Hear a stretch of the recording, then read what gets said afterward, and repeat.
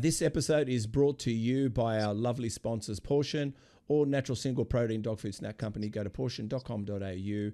Enter Muscle Talks 25 for your first order, Muscle Talks 10 for all continued orders. Also, our premier Australian supplement company, Primabolics, best protein improved workout, and more on the market. Go to primabolics.com.au using a fabulous discount code, Muscle Talks 15. So let's get on with the podcast. I was like, I literally have never got one of my pictures and touched them up myself. All the magazine pictures, that they didn't touch them up. They would literally, that was for the photography. If you're on the beach in the water and splashing and all that, like I have a picture in the water, like that they put that behind you. I'm like, no, we're actually shooting at the beach all day, waiting for the wave to hit you from behind and take the picture. I didn't take it seriously. I'm like, she's just trying to talk to me because I was like ignoring her. Probably like a week later, I was cooking tilapia in my boxer briefs, and 10 cops and 4 detectives kick my door, bang, bang, bang, bang. And I look in my front yard in my brother's home, and I see all these cops out there. I'm like, I don't have no clue what's going on. I think like maybe there's like a criminal in my backyard they're looking for. And then before I could even go to the door, they kick in my back door. And and they're like having the guns drawn to my head, and I'm like, whoa, like I have no clue what's going on. I'm supposed to get baptized the next day at 9 a.m. My mom passes away at 3 a.m. the night before. And so I still go and get baptized at 9 a.m. though, because like I'm in such like, if nobody knew who Sam was, he would have still probably won or got second. Okay. When you suffer to get that condition, it's going to be painful. It's going to be miserable. That's part of bodybuilding. And there's just a whole different look to the muscle these days. It's rushed. Don't get me wrong. They're great bodybuilders. It's just they put on the muscle too fast, too soon. And it just has a different look to it. Your girl is showing off her goods to everyone. And that's not cool. Apparently, you're a hater if you critique Sam Sulek. 10 years retired, then 3 weeks to prep and compete once more. Gear grinder changed everything. A walk in the park is like walking to Mexico for gear. Train arms less to have big arms. Not another division fit model. DMP is dump misspelt. Please help me welcome a wealth of knowledge, happy to chat, happy to debate, happy about opinions, the man who speaks the truth, possibly the Columbo, the reporter of bodybuilding, Armon Adibi.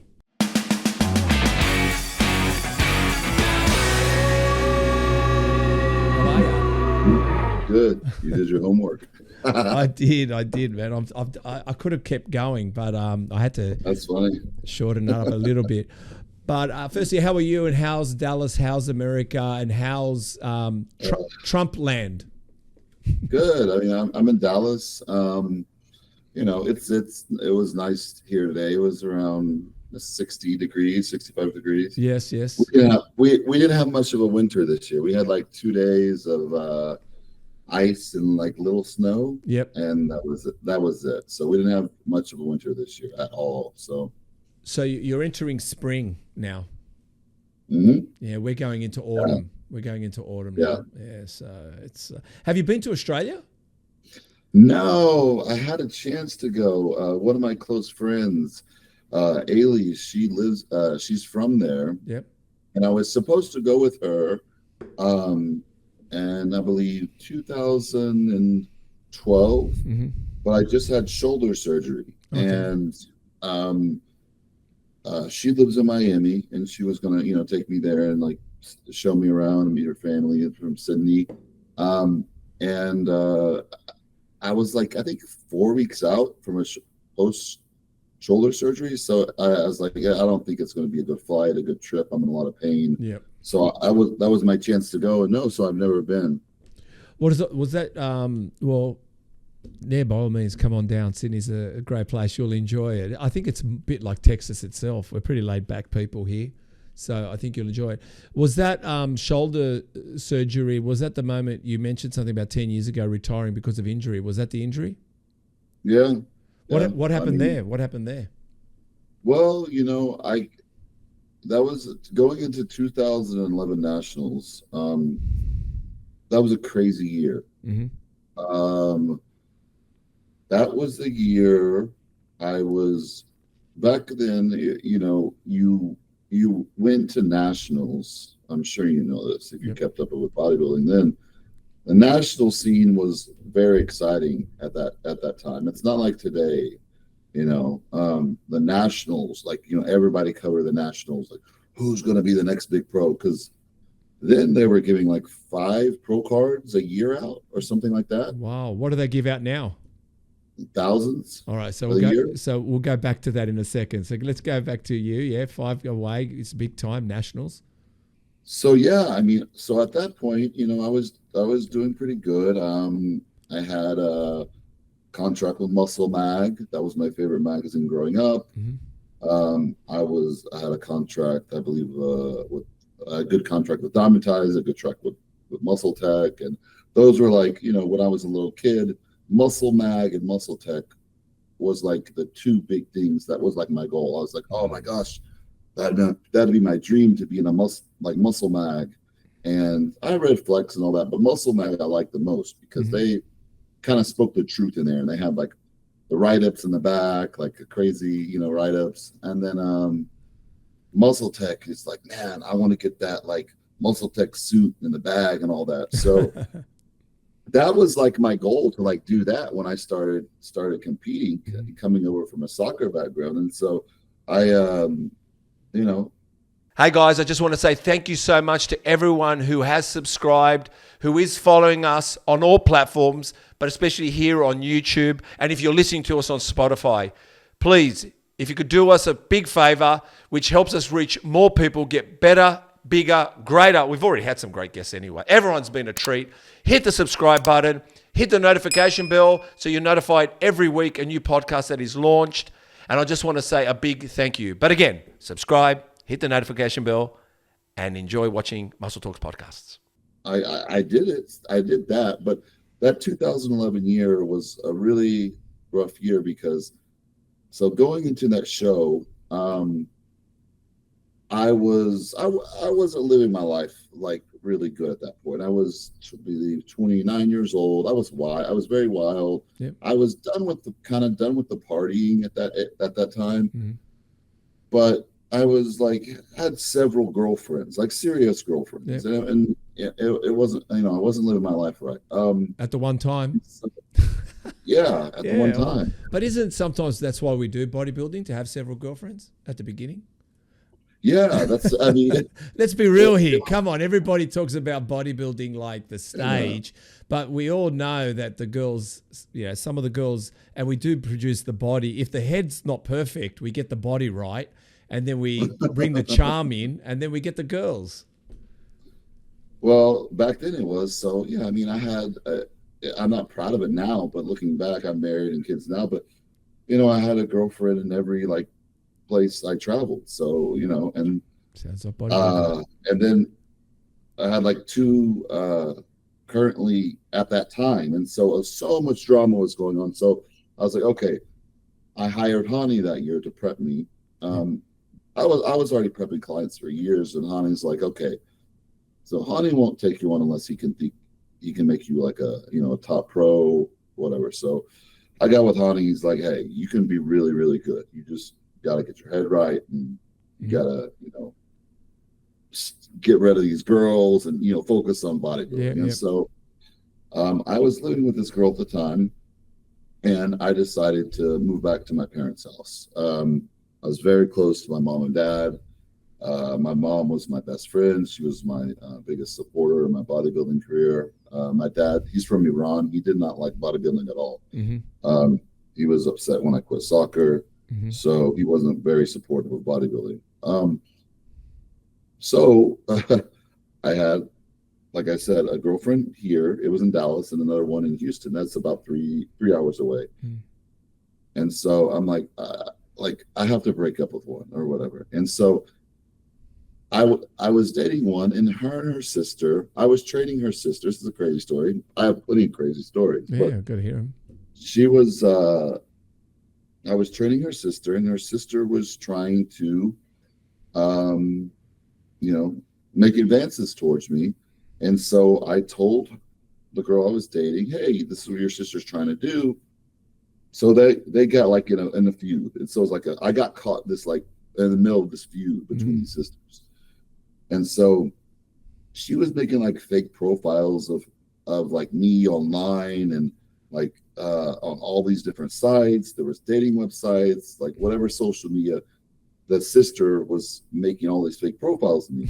So I was like, man, that's stupid. I'm trying to concentrate on the show. But the sister started making fake profiles of her sister. And she did it some on my computer at my parents' house, because when I moved out of her place, at her condo, I stayed back with my parents. She would come over for a little bit still. And then at 3 weeks out, I said, listen, we're done. I have to focus on the show. I can't do this anymore. And so I believe it was a few days later, I get a text. She's like, hey, you need to destroy your computer. My sister called the cops. Apparently it's a new law in Texas. It's called internet impersonation. Mm-hmm. I believe that was the time they made that law, because someone got bullied online and the person committed suicide. And so they made a new law called internet impersonation. And so I didn't take it seriously. I'm like, she's just trying to talk to me, because I was like ignoring her. And so probably like a week later, I was cooking tilapia in my boxer briefs. Yeah. And 10 cops and 4 detectives kick my door. I bang, bang, bang, bang. And I look in my front yard in my brother's home, and I see all these cops out there. I'm like, I don't have no clue what's going on. I think like maybe there's like a criminal in my backyard they're looking for. And then before I could even go to the door, they kick in my back door. And I'm like, and they're like having the guns drawn to my head. And I'm like, whoa, like I have no clue what's going on. And I'm not even thinking like this has anything to do with that. Like, yeah. And so, and they handcuffed me and this and that. And I'm like, well, we have a search warrant for internet impersonation to seize all electronics. I'm like, I would think you were going up like America's Most Wanted, like serial killer. You kick in my door, you have 10 cops with you, and you're serving a warrant here to take electronics like cell phones, computers from my house. They're like, yeah. I'm like, wow. So they handcuffed me and my brother, and they're searching the house for like 3 hours. Okay.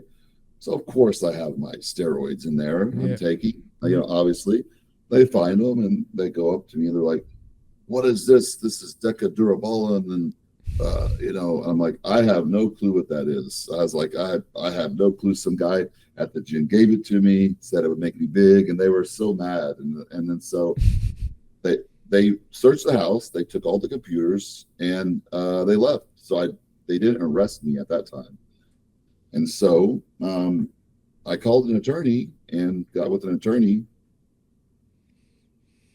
and I hired her, and she's like, yeah, it's a new law. It's serious. And you're the first one that's ever getting charged with it in Texas. So, God, talk about, climb to fame. Yeah. So at that time also, we were, the Discovery Channel flew in from England to Arlington, Metroplex Arlington, to shoot a documentary on bodybuilding. Mm-hmm. So they were doing a documentary on Ronnie Coleman and Branch Warren as like the top bodybuilders that made it, and that's about to retire. Ronnie already retired. Branch was still competing at that time. And then they were doing like the up and coming bodybuilders. So it was me and another guy, another national guy, and then another guy that was like a teenage prodigy. He was like, I believe he just turned 20 or something. Mm-hmm. And so we were shooting this, and then this eventually made it onto Netflix. It was on Netflix for like 2 years. So during this time, like I showed up to posing one day, like to my posing coach, and I told her, like, I didn't tell anybody. I didn't tell Hani what was going on. I didn't tell anybody because I'm like, I don't want this getting back to the judges. Yeah. So I told one person only. Okay. And so when I flew out early. I flew out, I think, like a week and a half or 2 weeks early because I needed to just get out of there with all that drama going on to Miami. And I had friends in Miami to stay with. And so, you know, to train there leading up to nationals, to just get away. And that was good for my headspace. And so I got there, you know, I'm with Hani, you know, staying in the hotel right next to me is like Hani and Phil Heath there with Hani. We're all hanging out. And our state chairman at the time was Lee Thompson.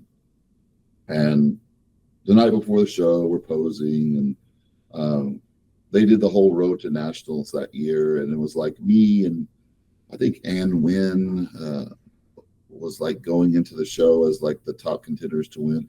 And I think that year, I believe that was the first year they were giving pro cards to first and second place. They used to only give it to the first place at nationals, and they started doing the first and second place. And so we're on the rooftop the night before, and Hani and Phil and Lee were all up there, and they're like, "You got this. There's like you're on point. No one can touch you. You're good. You got this." And Hani doesn't say that to people. If you know, he doesn't, you know, say that at all. And so I was very confident going in. So the show the next day, I get third call outs. So that means, you know, I'm placing like 10th to 15th. And I'm looking at the judges. And so Lee Thompson's there, our state chairman. He's actually judging the show. I'm looking at him like I'm like crushed. And he's like going like, and Hani's right behind the judges. He's screaming at the top of his lungs, like going nuts. The judges had to actually turn around and like calm him down because he had no one knew what was going on. So I get off the stage and like I'm walking around and all the big names in the industry are coming up to me and they're like, "Dude, that's the worst thing I've ever seen on stage." And I remember Jose Raymond, he was like drinking at the show. he like drink. He came up to me, he's like, "Dude, they just bent you over and just railed you up your ass and you just like this and that." I'm like, and I was just like numb because I put a lot into that show, you know, emotionally wise, financial wise, everything. And that just kind of like broke me. And I'm like, you know, after the show, me and Hani, he had the big after party, and he's like, "You're good. You know, I talked to the judges, you know, just do USAs in like 6 months and you'll turn pro there." I'm like, "Okay." So 3 weeks later, Hani calls me. He's like, "Hey, did you get busted like selling gear?" I'm like, "No." But my house did get like kicked in. He goes, "Dude," he goes, "I just got a call and all the judges knew that." Oh, and I said, no. And I said, and he said, he goes, "They didn't give you a pro card, obviously, because at that time, when you turn pro, as soon as you turn pro, you're going to be on the cover of Muscular Development. They were giving the biggest contracts at the time. So you were going to be on the cover of that, and then you were going to get a big supplement contract. Okay. So, and then the whole world would know who turned pro at nationals at that time. Yeah. And so, like, I was just devastated. And Hani's like, and I was like, "No, this is what happened." He's like, okay, well, that's fine. I talked to the judges again, and they said, as long as you get that taken care of, show up at USA's, bring the same package, and you're going to get your card. So I'm like, okay. So I go back to the gym. I'm training again. And I noticed I was having some shoulder issues prepping for that show. I got in a car accident that year. I got rear-ended, and I like, from the back, I kind of like grabbed the steering wheel. So I guess it ripped my shoulder. And I herniated some disc in my neck and my back because I was also having trouble, like some nerve damage in my neck. And so I wanted to find the best surgeon possible. So we have the Texas Rangers here. It's a baseball team. Yep. And so I go to the best surgeon possible. I have good insurance at that time. And I said, "Listen, surgery is extremely important. I need to get back." And he's like, "Yeah, you'll be back. about 3 months, full force about 4 months. I said, okay. So in the MRI, it showed that my AC joint was messed up, and my rotator cuff, my supraspinatus, was torn also. So I'm like, okay.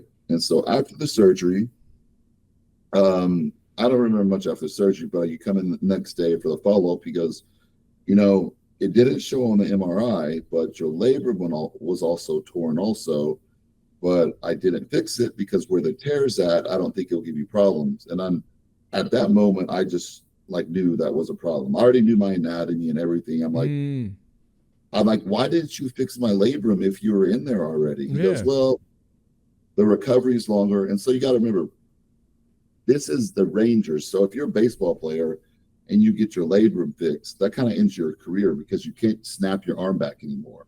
So when they tear their labrum in baseball, they just leave it alone, because when you get it repaired at that time, you lose that range of motion. Yeah. I don't need that range of motion. I'm a bodybuilder.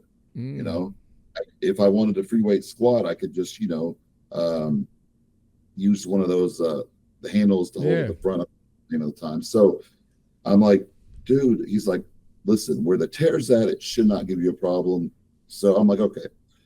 I do all my physical therapy, and it's going on like month 4 or 5, and it's still not getting better. And they released me to train again. I can't even press a 10, 15-pound dumbbell without extreme pain right here. Wow. I go to another surgeon, and he's like, yeah, you know, the only option is pretty going back in. I go back to Dr. Meister, the Ranger surgeon. I'm like, I'm not getting better. He's like, man, he goes, I don't see that tear. It shouldn't give you a problem. I go, I can't lift more than a 15-pound dumbbell without extreme pain. And so he's like, let's try the cortisone shot first. Did that, didn't work, did that. So we had to go back in. And that put me out of upper body training for 2 years. Oh, God. So during that time, I lost my contracts. And I watched everybody I was beating before just pass me up. So, you know, yeah. So that's, have you got over it? I guess the question is, it's like it was taken away from you. Like you could have been the story that we talk about now in relation to those 90s legends, to the 2000 legends, you know, like the Chris Cormier stuff, and also, you know, I just think you would have been in that nonchalant, that GOAT territory, the talk of the town. You know what I'm trying to say? Yeah. And, you know, if people weren't telling me this, I would have just been okay. But people were like, you know, I was friends with certain judges. I was friends with, you know, Ronnie. All these people were like, you could be a top 10 bodybuilder in the world. Like, you have the physique, you have the genetics, you have the hard work, the drive, the determination. And so during that 2 years, I kind of like was reflecting on everything, and I'm like, not bodybuilding. I'm not training upper body at all. I was still doing some leg stuff. And, of course I was depressed, but it didn't really like hit me yet. I was like, okay, this is the first time in my life. Like, I had some hernia surgery before where I was out shortly and stuff like that. But I was like looking at everything. I'm like, man, like, I'm looking at bodybuilding now. I'm like, and then my mom was like, hey, maybe this is a blessing in disguise, because I was very conservative coming up with the gear. And because I was like, okay, if I can't turn pro with this amount of gear, like, and people I was competing with and other people, they were using a lot more. A lot of my friends were using like 3 times, 4 times, 5 times as much. And I said, I'll get to that point eventually when I get my pro card and go to the pro stage. Well, I never got there. So I did come back in 2014 because my mom got sick, breast cancer, and stage 4. And sorry to hear that. I moved back home with her. I still kept my apartment in Dallas, and I was living in Arlington with her, taking care of her. And she was just about to retire. My dad was about to just retire, and she was 58 only, and yeah, so she passed away at 58, and I'm sorry to hear that. And so I just needed to keep my mind busy. So 2014, Chad Nichols was putting on a show called Peak Muscle Fest. It was like for, breast cancer, because I believe his mom died from breast cancer too. I was like, oh, this would be the perfect show to do. Let me just get back into it for fun. I started training again. I couldn't do certain things before, like for chest, I couldn't do any more barbell stuff. I couldn't even do any more dumbbell stuff. I had to do all machine stuff. But my chest was a strong point, so that was okay. But then I was dealing with nerve damage in my neck and in my lower back. And so even though I was bigger, because I took 2 years off, and then when I started back, the muscle came quick. I was bigger, but it wasn't the same quality of muscle that I had in 2011. And then I was prepping for nationals again that year. So muscular development, they were doing a road to nationals, and they usually would pick like the top 4 guys they thought that was going in the show to win. The lifestyle videos and all that. And I was the only one they were doing it on, because they were for sure I was like the one that was going to go in there and win it as a heavyweight. So as I went on and I prepped, I'm like, there's no way I'm going to make heavyweight. I'm like 245 in shape. Like, I'm probably going to step on stage maybe 240. And I show up, and then I do the interviews, and Lee Thompson's there, and Lee's all excited. I'm like, bro, I'm a super heavy. I didn't make heavy. He's like, what? I'm like, yeah, my body wouldn't come down. And so at that point, I knew I'm not big enough for the supers, and I didn't make weight for the heavies. And so I was stuck in the super heavyweights, and I still looked really good. And but then that year, Dominic Cardone won the heavies, and then usually, they do the comparisons, they bring them off stage, and so they're like, supers, line up. We all line up. I'm all pumped up. I do this insulin loading, and I'm on point. I look great. And I'm like confident. I'm like, okay, my goal is like top 3. That's my goal. That was something realistic. I didn't think I was going to get first, but I was like, probably maybe top 3. And so they call the heavies back to the stage. They're like, heavies, we want to see you back on the stage. And they never do that, because they already got off stage completely. We were lined up to go up there. So they got back on there, and they worked those guys' butts off for another 20 minutes. And I'm starting to fade, especially since I did like a insulin loading with like simple sugars. And so my abs start smoothing over, my legs start, I'm like, oh my gosh. Then my stress levels go up, and then I go out there and I placed like 11th or something, 9th or 11th. And then after that year, I was just like, that was a year that there was no muscle magazines anymore. So there was no photo shoots after that. The photo shoots that were shooting was like the online stuff, and they weren't really paying anymore. They were just giving you your pictures. And so all the photo shoots you could usually do after the shows, we would shoot with the muscle magazines, and then have the online stuff. You could at least make the money back you spent on doing the whole prep. There was none of that anymore in 2014. And so I'm like, you know what? This is kind of like, I think I'm okay with being done. And then a girl I was seeing at the time. So when my mom passed away, 3 days later, her funeral was 5 days later, I believe, something like that. The girl at the time was waiting to tell me afterwards that she was pregnant. So I found out that I was going to have a baby. So I was really excited. I was having a baby because my mom just passed away, and I was really in a bad spot, but I knew this was not the girl I wanted to have the baby with. And it wasn't planned. I mean, she was supposed to be on birth control and all that stuff. But I was still not living my life right, of course. I was seeing her and several other women and all that. I'm like, okay, well, I'm going to man up and I'm going to take care of my child. And I was excited. And then when I found out it was a girl, I was even more excited. I was like, oh my gosh, I'm going to have a girl. And then once I had my daughter, that made me view life very different, and especially women very different. And so I was extremely happy. I pretty much raised my daughter for the first couple years. And the girl at the time was in the restaurant business. She was working at the restaurant managing full time, and I was coaching full time. And then when she would get home from work, I would go to the gym and then train my in-gym clients too. I knew this wasn't the relationship for me. And so I was like talking to my dad. I'm like, Dad, I don't know what to do. Like, he's like, I thought you guys were good and in love. I'm like, no, this girl is not the girl for me.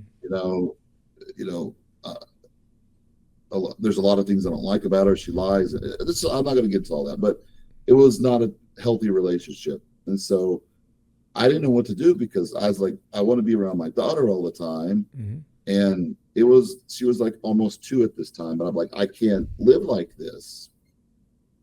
And, so I started telling her in a mature way, hey, we should co-parent. We're not, for each other and all this. And I rented a house at the time. I had her move in because I wanted to make sure my baby was taken care of while she was pregnant, safe, everything. And it got to the point, like, I kept telling her, like, hey, we're not for each other. And a lot of stuff happened. I tore my tricep off the tendon. And I was thinking about getting about bodybuilding again.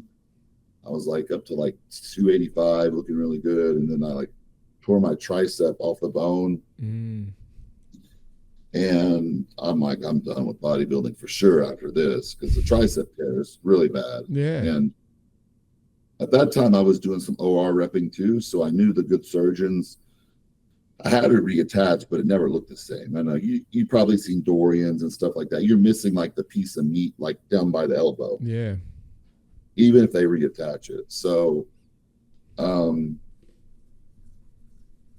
relationship's toxic, and it's too much to really go into it. But basically, I keep telling her we need to co-parent. I'll pay for your apartment. We need to separate and all that. And she kidnaps my daughter. So, and the laws here, it's not illegal for the mom, because I call the police and I'm like, I think she kidnapped my daughter like this. And so if I took my daughter, I would get charged with kidnapping. But if the mother takes it, and so I hired an attorney, of course, and the attorney's like, we got our PIs looking for her, hired PIs and everything, and we emailed back and forth a little bit. She wasn't using her phone, and she's like, at that point, the girl, she was, it was like postpartum, but it was like delayed. It was like 2 years later. She was losing her mind, and I had to have a couple surgeries. I had to have like 2 sinus surgeries that are pretty serious. Then I had the tricep surgery, and then I was going to need a hernia surgery, like all back to back. And then she was like overwhelmed, because she was like, how am I going to work and then take care of the baby while you're down and you can't take care of it? So that's what she did. She ran off with my daughter. And so I hired attorneys, and it took about 6 months to find them and all that. And I'm not going to get in too deep because it's such a long story. I believe I've told it before on Dave's channel, but and so that happened, and that really changed my life. And I battled a court battle for about 4 years, and then I had to file a writ of attachment.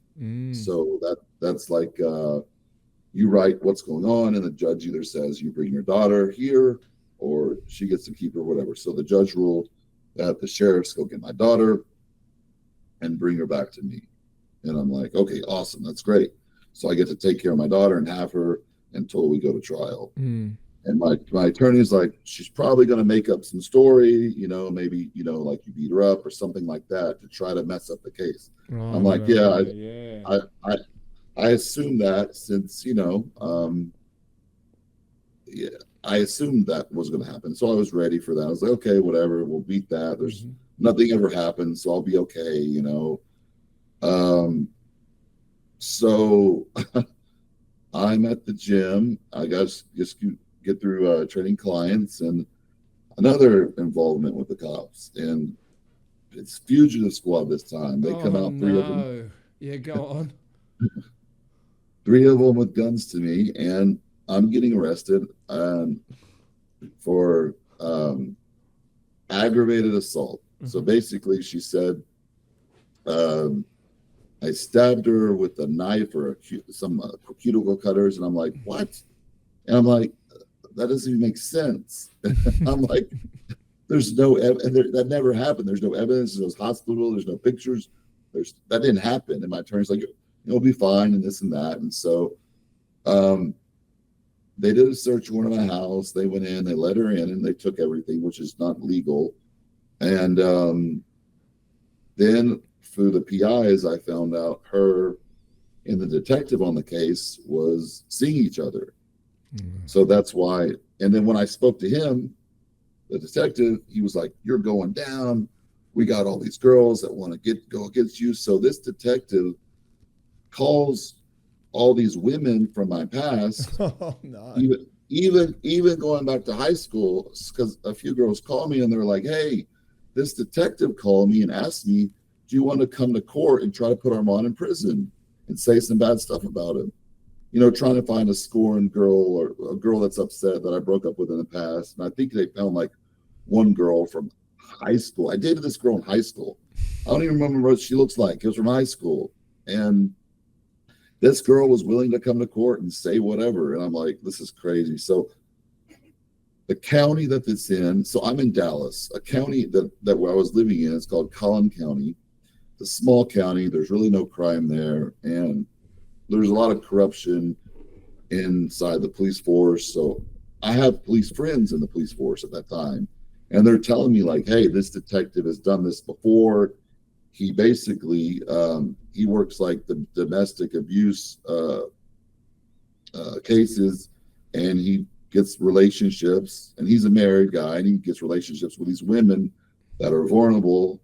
And so at the time, yeah, I mean, the judge ruled I get to have my daughter. Since that arrest, it canceled out everything. So I'm looking at like 20 years in prison for this charge. And then they add on other stuff. Like, I think it was like several months later, we're like, yeah, they added 2 more, ag assault deadly weapons. So it's 3 felonies. So you're looking like 40 years. I'm like, added for what? They're like, well, they said you beat her up with brass knuckles and then a police baton too. I'm like, what? I'm like, what? Where are the pictures? Where are the hospital visits? Where's any of this? So luckily I kept all my text messages. And so on all those dates, she said these things happen. I mean, I have text messages that are like normal texts, like, hey, did you pick up the daughter from school? Yeah. You go in the grocery store, like everything was fine. Like there was no indication of any sort of violence at all.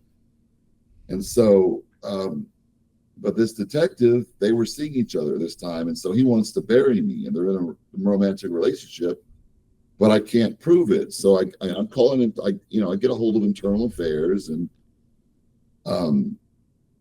they're all buddy though, because it's a small county. And so I'm like, this is crazy. This is what's going on. And so for the next 4 years, I'm going to custody and criminal court to battle all this. I eventually beat it, but it cost me in the end, over $500,000, $600,000. Jesus, oh my Lord. I mean, 200,000 of that was, I already had an account for my daughter for when she gets to college. Like, yeah. And I was having my attorney tell her attorney, like, what are you doing this for? Like, this is like, I'm wasting money that could go towards our daughter for her future. Like, and, we had to do like a counseling for the court and all that. And my counselor I had was awesome. And of course, she believed my story. She's like, listen, this girl is scorned. She's going to try to destroy your life. You hurt her feelings, and you broke her heart. She thought she was going to be this big, happy family. And I was like, I don't know how. I was honest the whole time. I'm like, listen, we're not for each other. We're not working out. So, yeah, after that, it was a hard comeback. My reputation, my business. I mean, I lost pretty much everything I worked for. And for what? You know, and of course, I'm hurting. But my daughter, I didn't see my daughter for 6 months. And then when I finally started seeing her again at like 2.5 years old, it's like, she's not that same happy baby. And it was a really hard time to go through. And then till this day, it's still a nightmare. Like, I have limited access to my daughter. The court systems favor the mothers here. And I have exhausted so much funds going back and forth to court. It's just like, at this point, what do I do anymore? And I have friends that are in the same situation. And, you know, even Dave's open about it. Dave's going through all this stuff now too, with his head and all that. So yeah, so bodybuilding was pretty much done. Which Dave is that again? Dave Colombo. Oh yeah. My good friend. Yeah, I think here in Australia we follow your rules. So there's not much here with the for fathers or husbands. What a bad way to retire. Yeah, that's really bad. That's not I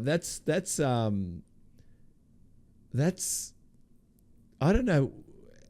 It's kind of like, did you wonder what the hell's going on? Like, is someone hanging incense somewhere in the wrong place? Have you walked in front of a cat?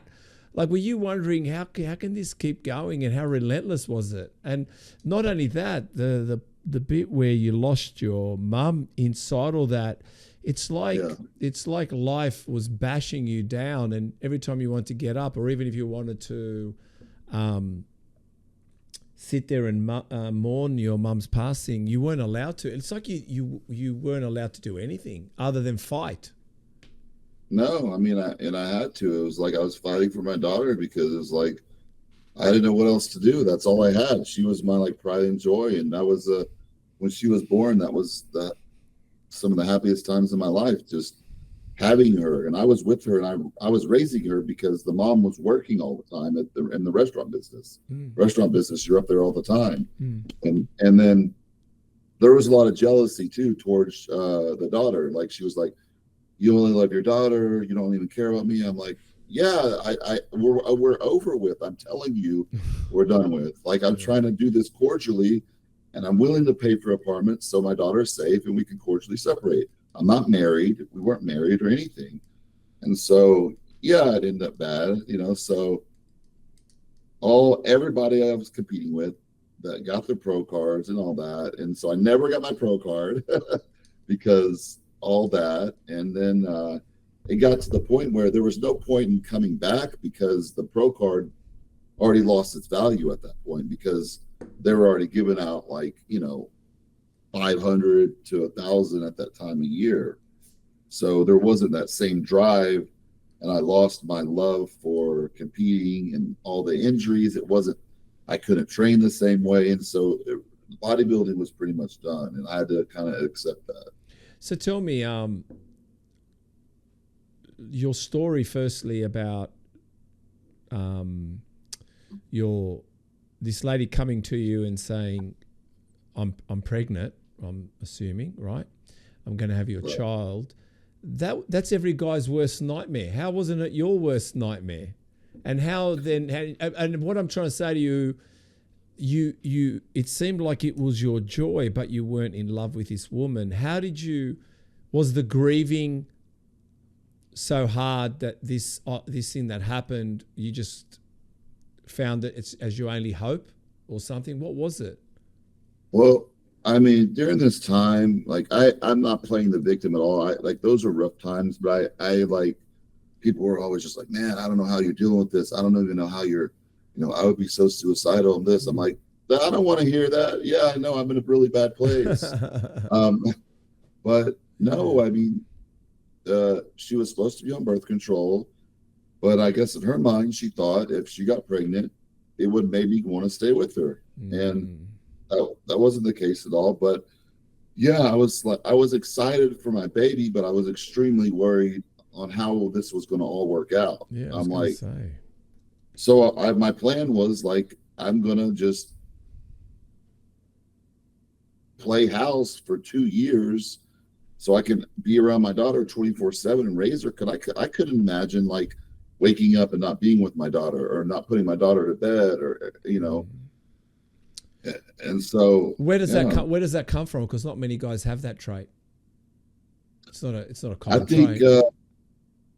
Since I lost my mom, I never, like, me and my mom were extremely close. I mean, but we're best friends. I loved her to death. And so after I lost that, I never felt that was that kind of love you feel for somebody. I felt, because I was, at that time in my life, I was never in love with any girl I dated or in any relationship. I thought I was at certain times, but I went through counseling and all that. I was never in love with any of these girls I dated. So I was totally in, it's a different kind of love, but I was in love with my daughter. I was so just happy. And my friends were seeing me and they're like, that's crazy, just seeing you with a little baby girl and like the stroller and this. Then like people like big bodybuilder guy. Like, didn't picture you that way. Well, not just that, just the way I lived my life prior. I was very wild. So, well, here you are, you're married now and you have a child. What changed?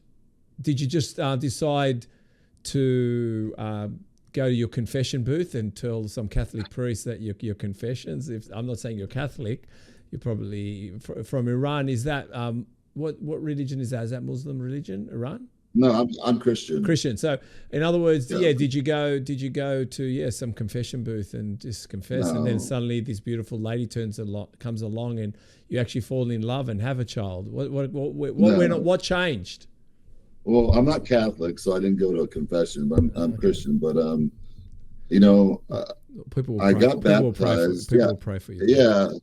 I got saved in 2014, and the way I was baptized was crazy because I grew up in church and all that. And when my mom was sick, they didn't know how long she was really going to live. And I'm like, hey, Mom, I'm going to get baptized. This when she was like getting sick, because I wanted her to see me get baptized, because of course she always wanted to see me get saved and change my life. And so I planned on, hey, Mom, I'm getting baptized on this date. I've been going to this. We actually were going to this certain church. I grew up in one church. We were going to this other church at the time, but I really enjoyed the preacher there and everybody there. And the guy who baptized me, he used to be the pitcher for the Yankees back like in the 90s. So we did a lot of kind of counseling because he could relate. He lived that kind of wild lifestyle with the girls, the partying and all that. He changed his life around. And so the day I'm supposed to get baptized, like the 3 days before that, my mom, and the cancer spread to her brain, and she was at home and she couldn't even function. And I knew I had to take her to the hospital, and I drove all the way out to Dallas because I knew she needed to be there with her cancer doctors and all that she was, seeing already. And so they're like, it's time, the cancer spread to the brain, and it's putting pressure. And so I'm supposed to get baptized the next day at 9 a.m. My mom passes away at 3 a.m. the night before. And so I still go and get baptized at 9 a.m. though, so, because like I'm in such like I'm so numb. All this is happening, and you have to be numb. That I found out like the girl, she already knew she was pregnant at that time, but she didn't tell me because she knew I wouldn't be able to handle it, I guess. So she told me several days after my mom's funeral. So yeah. Wow. Pretty wild. It is wild. So here you are. How'd you settle down now? Find the right girl, and now you got a child. Well, I was going through all this, and I wasn't looking for anybody. I'm like, I don't want to date at all. I don't want to nothing. I'm terrified of women. And so I met this girl. She hired me to do her nutrition. It was like online, but she lived local. So when people are local, I'll be like, hey, why don't you meet me at the gym? And, we'll do workouts and all that. And I never dated clients. I wasn't that coach. I was very professional. A lot of these coaches these days, they're sleeping with their clients and all this. I never did. That wasn't me. I might have been wild, but that was like off limits for me. Yeah. And so meet this girl, and she's super sweet. And we become like really close friends. And I take her to first bodybuilding show she wants to watch, and we would just become best friends. And this is all while I have an ankle monitor on, like I'm like for the first year. And she kind of grew up like in a bubble. She went to school, she got her doctorate in physical therapy, and so she was never out in the real world. So she just thought like everybody's good, everybody's like, and I saw like I came from a different side. I've been through like some really rough times and kind of like all that. And so we just became best friends at first, and then during that time I learned like who my true friends were, like because a lot of so-called friends just weren't there for me during those times, and I cut a lot of people out of my life. She was there for me through the whole time, and eventually fell in love with her and got married, and I've never met anybody like her.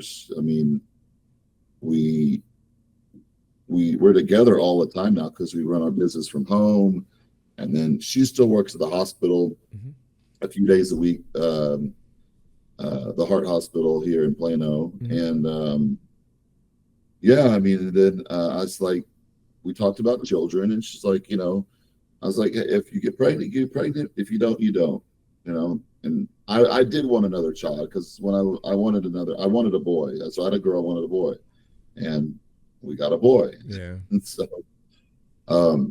so I think through all that stuff I went through, finally God was like, hey, here's like an amazing woman for you. And so I mean, it's like I see a lot of my friends and their relationships and their marriages and their dating life, and I feel bad for them because it's hard out there for them. Do you think you were supposed to go through all that hell to find this person and then actually stop for a minute and know what gratitude really is, and to fulfill your faithfulness and attitude and love towards this one person completely and wholly? Because had you not been through the ringer, and you seemed like a tough bastard, and I think God probably said, Jesus Christ, I really got to use a big bat on this guy. So probably hit you with a bat, a bigger bat than most. And I feel I'm the same. I feel like I've been probably still continually getting bashed up a little bit. But having said that, it seems like falling in love wasn't that you didn't want it. You just didn't know to what extent it involved you and how much you needed to trust that person, probably innocently, to fall in love with someone, not be forced upon. And because you had your traits and they were skewered, suddenly this girl turns up, which you said was probably a client that you don't do, straighty 180 that probably isn't so much your type.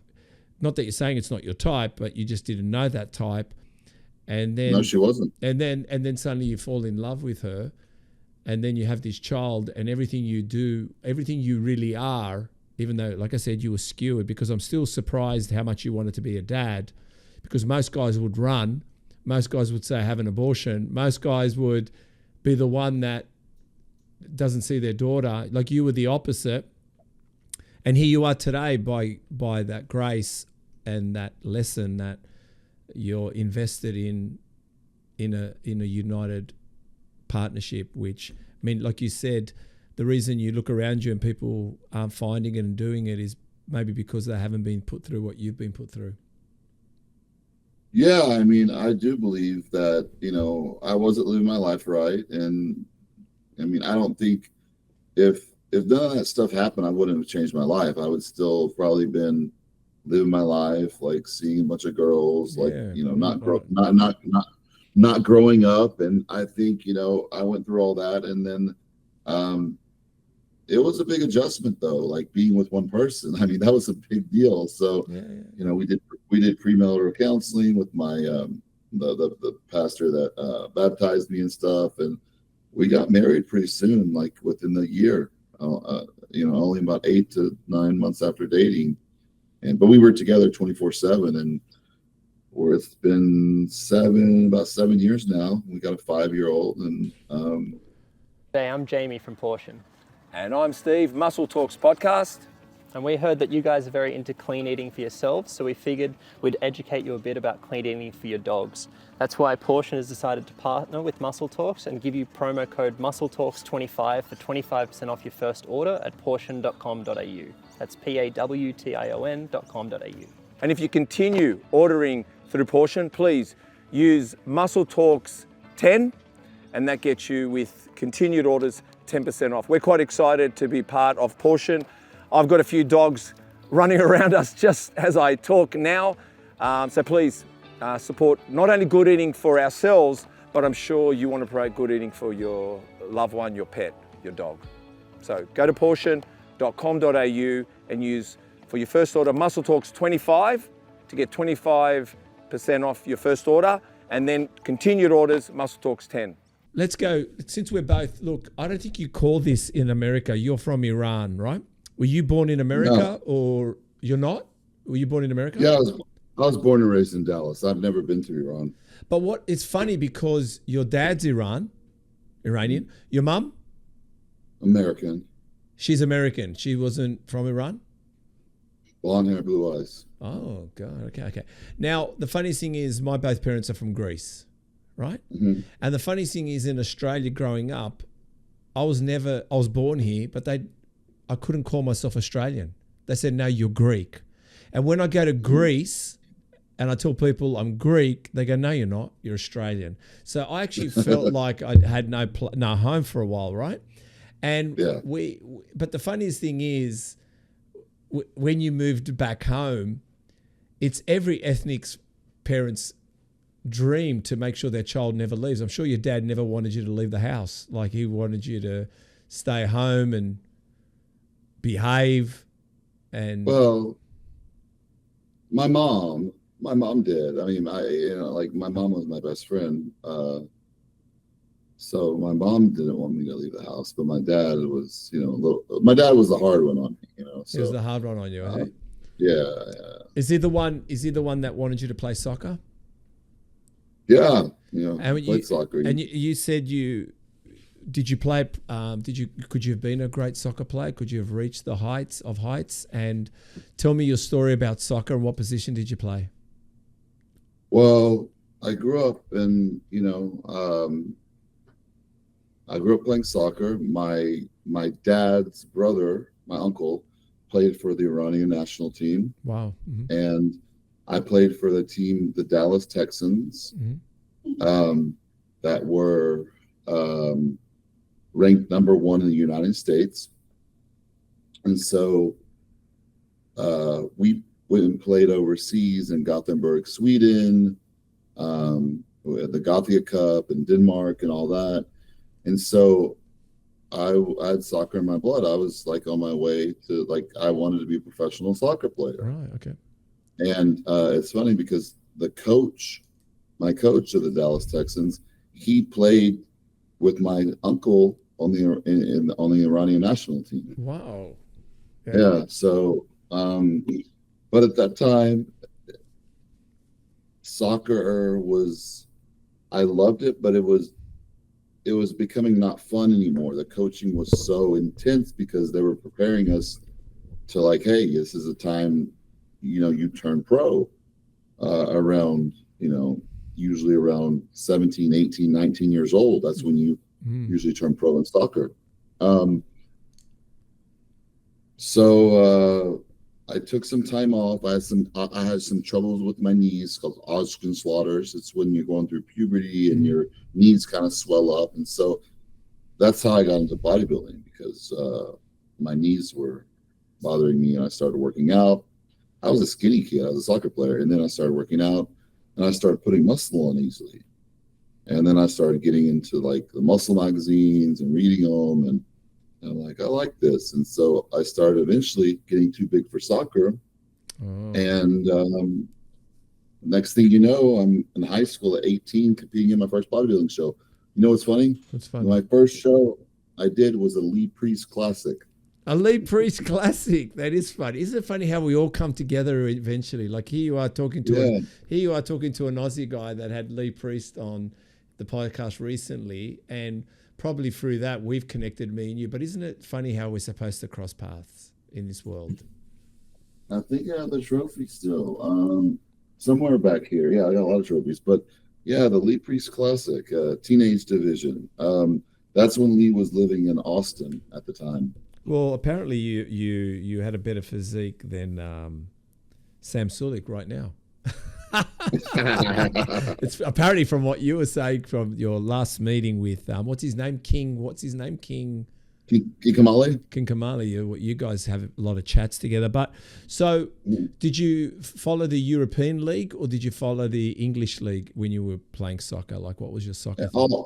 I watched all of them. I mean, my favorite player was the original Ronaldo. The original Ronaldo. You spoke about that. I think, yes, I've got something. Yeah. Because you do name drop a few people about, not name drop them that you've met them. You name drop them in relation to your podcast is about everything and anything to do with sport, and it's about to do with, you guys talk about everything. So you liked the original Ronaldo. There's a few Ronaldos, by the way, but is it the one that seemed a bit fuller? It's a bit pudgy kind of guy. He's the original Ronaldo. He had that little hairstyle at the front of his head. Yeah. Mm-hmm. Yeah. R9. Yeah. Yeah. He was quite a player. I played. He had health issues. Yeah. That's why he had some weight issues, because he had some health issues, some seizures and stuff like that. And it was some medication he was on was at the time was getting him some weight. But yeah, that was my favorite player. I had a poster up of him in my room, and And your dad wasn't happy you giving up soccer, and obviously his hopes were to see you prosper in that career. And then you took on bodybuilding, and he never really liked it. It's a hard one, especially I'm a little bit older than you, but no one took bodybuilding that seriously here in Australia, and obviously bodybuilding probably in America. From me talking to Ed Connors, he speaks about it's either wrestling or bodybuilding for some people. Even wrestling was a big thing. In the U.S.? Yeah. No. Bodybuilding is, at that time when I got into it, it was like a niche thing that I loved because nobody really did it.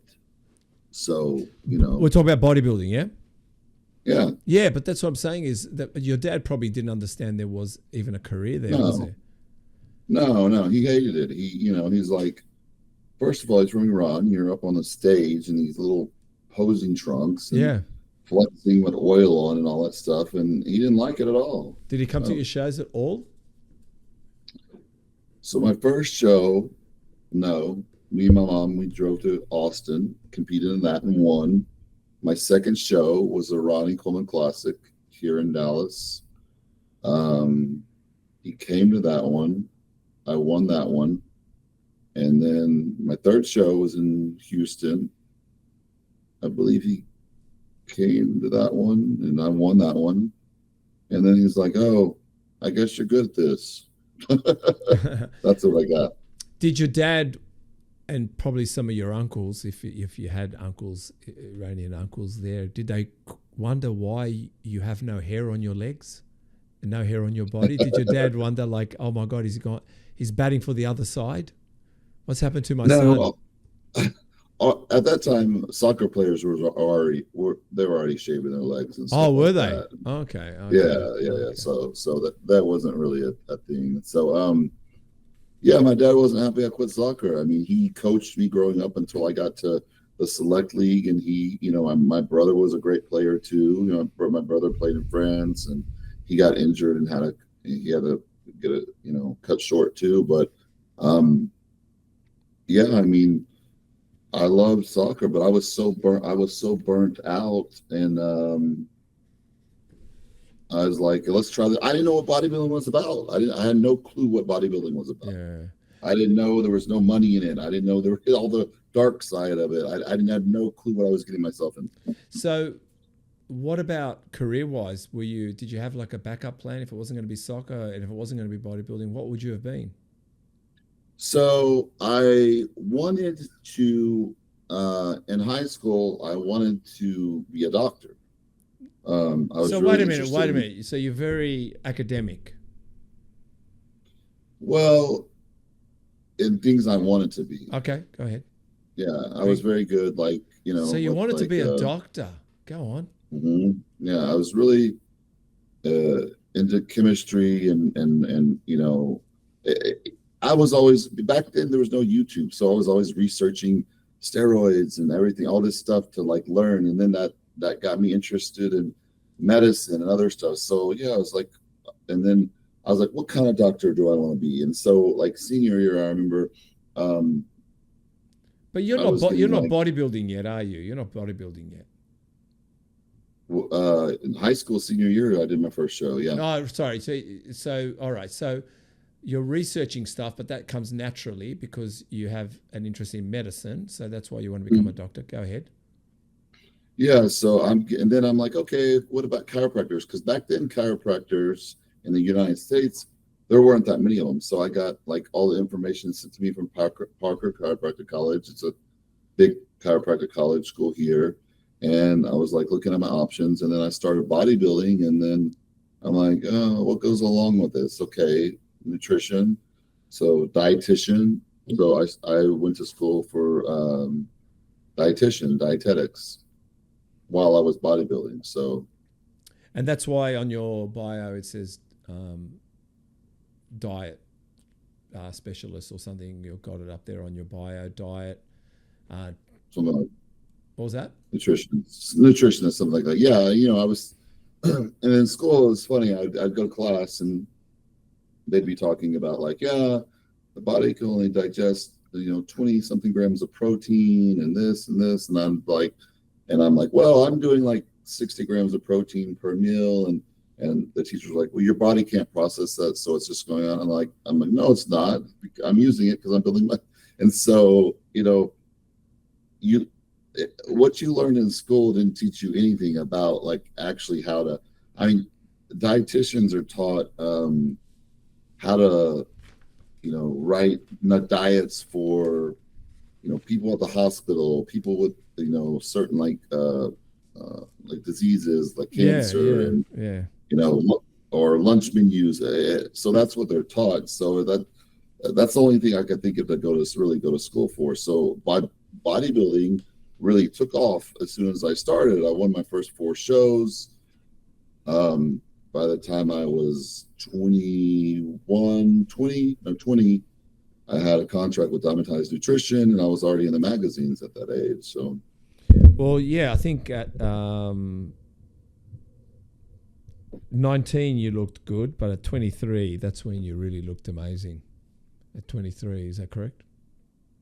Yeah, and I didn't really have any good guidance at that time. Everything was like, today people have it so good. You go online and you get all this information, and back then you had to learn things the hard way, trial and error, and all that. So, what do you think? Sorry, go on. We worked really hard there. We trained like the animals. I grew up training at Metroflex in Arlington, watching Ronnie Coleman work out. I mean, and so I don't see people train like that anymore. Do you? Two things. One, do you think it's all calories in, calories out? Or do you think that is? Do you think the numbers are fraudulent in some ways? And the reason I say fraudulent is, do you think they give us these numbers to make shit food seem healthy because it's low calories? Yeah, and everybody's body's different. So you got all these people now. It's like, what looks good on paper, it doesn't translate to what body's going to do. Yeah. Yeah, I feel that way, And do you think as well, people are making training too complicated at the moment? It's just so complicated rather than the fundamentals. Yeah, they're overcomplicating it. I mean, I remember when it started happening, when Instagram came. You had all the Instagram coaches and people on Instagram. I'm a coach. So I started coaching people when I started competing. I started helping my friends out because my friends were already working out way before me. They were bigger than me, and I started training, and I surpassed them very quickly. And we had like a trio, 3 friends. It was me, my friend Stephen Frazier, and my friend Chris Shaw. He passed away, but we were all best friends, and we trained together, ate together, just everything.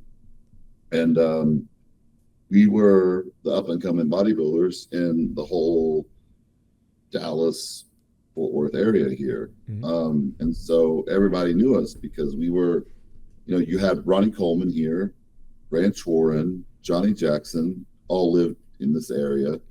And then the new up and comers were us, and we were all friends, and we trained together, and it was pretty cool circle. But we just didn't have the information we needed. I won my shows. I always looked good like a month out, and then I would burn a bunch of muscle by the time I got to my show. So I always over dieted. Yeah. To be shredded. What was it like, Ronnie Coleman? What was he like in person, even in his heyday?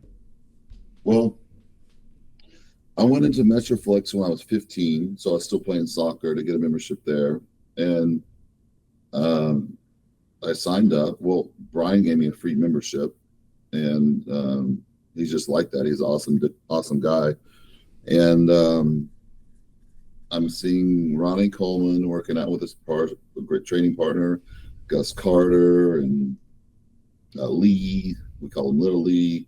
And I'm just looking at this person, and I'm like, I could never look like that. That's insane. The way he was lifting and everything. And then I got a membership at Gold's Gym too. And then you had bodybuilders over there too. And that was air conditioning and a lot of very nice equipment. And so I kind of geared towards more the Gold's Gym because I didn't really like the Metroflex, the no AC, you blow your nose after you work out and all the dust comes out, and all the screaming, and I just wasn't one of those that trained that way. I train at Metroflex here in Sydney. We've got a Metroflex here. Yeah, so they're everywhere now. Yeah, it's quite. I love it. It's quite an amazing gym. All right, well, let's get a little bit, because we spoke. Let's finish the relationship story for a minute. You said your girl is showing off her goods to everyone. Girls on OF, OnlyFans, and guys dating these girls, and these beta males feel it's okay because they are bringing a lot of money in, doing fun stuff. And you said, you'd prefer to be single than have any of those girls. Is that going on? Is that what's happening at the moment? Yeah, all my friends, I'm 41, all my friends that are in their 30s or single or whatever, they're like, man, they're like, I want to get married, I want to have kids, and all these girls, like, you can't find a decent looking girl. They're all on the OnlyFans showing everybody everything, and it's different. I feel bad for them. It's changed a lot. Why is it? Is it because it's the money, or is it of course, money. Money. So no one. Girls go on. Girls looking like, okay, I'm going to go to college and become a doctor, a lawyer, and make $200,000 a year, or I can make these girls on OnlyFans making $200,000 a month. I know, man. It is. I've never looked at OnlyFans. I've never gone to it. I don't even know what it looks like, what it does. I don't even know. I mean, I've never entertained it. Not because I'm too afraid to give my email to them, and then I get fucking junk mail coming through every freaking week about OF, and then my daughter goes through my emails and says, Dad, it's already bad enough that I had to get rid of Tinder many years ago, and then fucking accidentally. I'll tell you a funny story. One time, one time I was looking at my bank account and I saw some money coming out and I said, what the fuck is this money? And it's been happening for a while. I never noticed it. Like we're talking about maybe for a year. I never noticed it. And then I rang my bank. I said, what's this money? I mean, it's got to be fraudulent. I've looked back and it was $5 every month. And I'm thinking, and she goes, she named some kind of porn site. And trust me, the way she explained it to me was like big tits, big wet pussy, whatever it was. And I said, no, that's not me. She goes, well, I don't know. It seems like you subscribed to it or something. I said, no, it's got to be wrong. But knowing me, I probably pressed a button I shouldn't have. And here I am telling this phone operator who's probably in her late 20s and I'm in my 40s telling someone, oh, that's not me at that porn site. What are you talking about? I didn't do that. Before we go any further, what do you think of the Arnolds? Yeah, Derek brought a great package. He looked big. You know, yeah, he was off at the Olympia. Yeah, I thought he was the winner. I mean, Samson was off. He's big, a lot of muscle, but he was off. And Derek came in, especially pre-judging. Finals, he came in a little more flat, but pre-judging, I thought he was a clear winner. And what about classic physique? No C-bum anymore, and obviously Ramon wasn't there, and then Wesley ended up somewhere down the line. Like there's a lot of changes. Yeah, Wesley. Some people were saying, because we did a play-by-play on RX Muscle, me, King Kamali, and Amin, and some people were saying Wesley was sick the week of, he was throwing up and all this stuff. I don't know if that's true or not, but Wesley came in, usually has a shredded glutes, and his legs are usually fuller. His legs were downsized a lot. His glutes weren't striated, and he wasn't the Wesley. So you had Mike and you had Logan.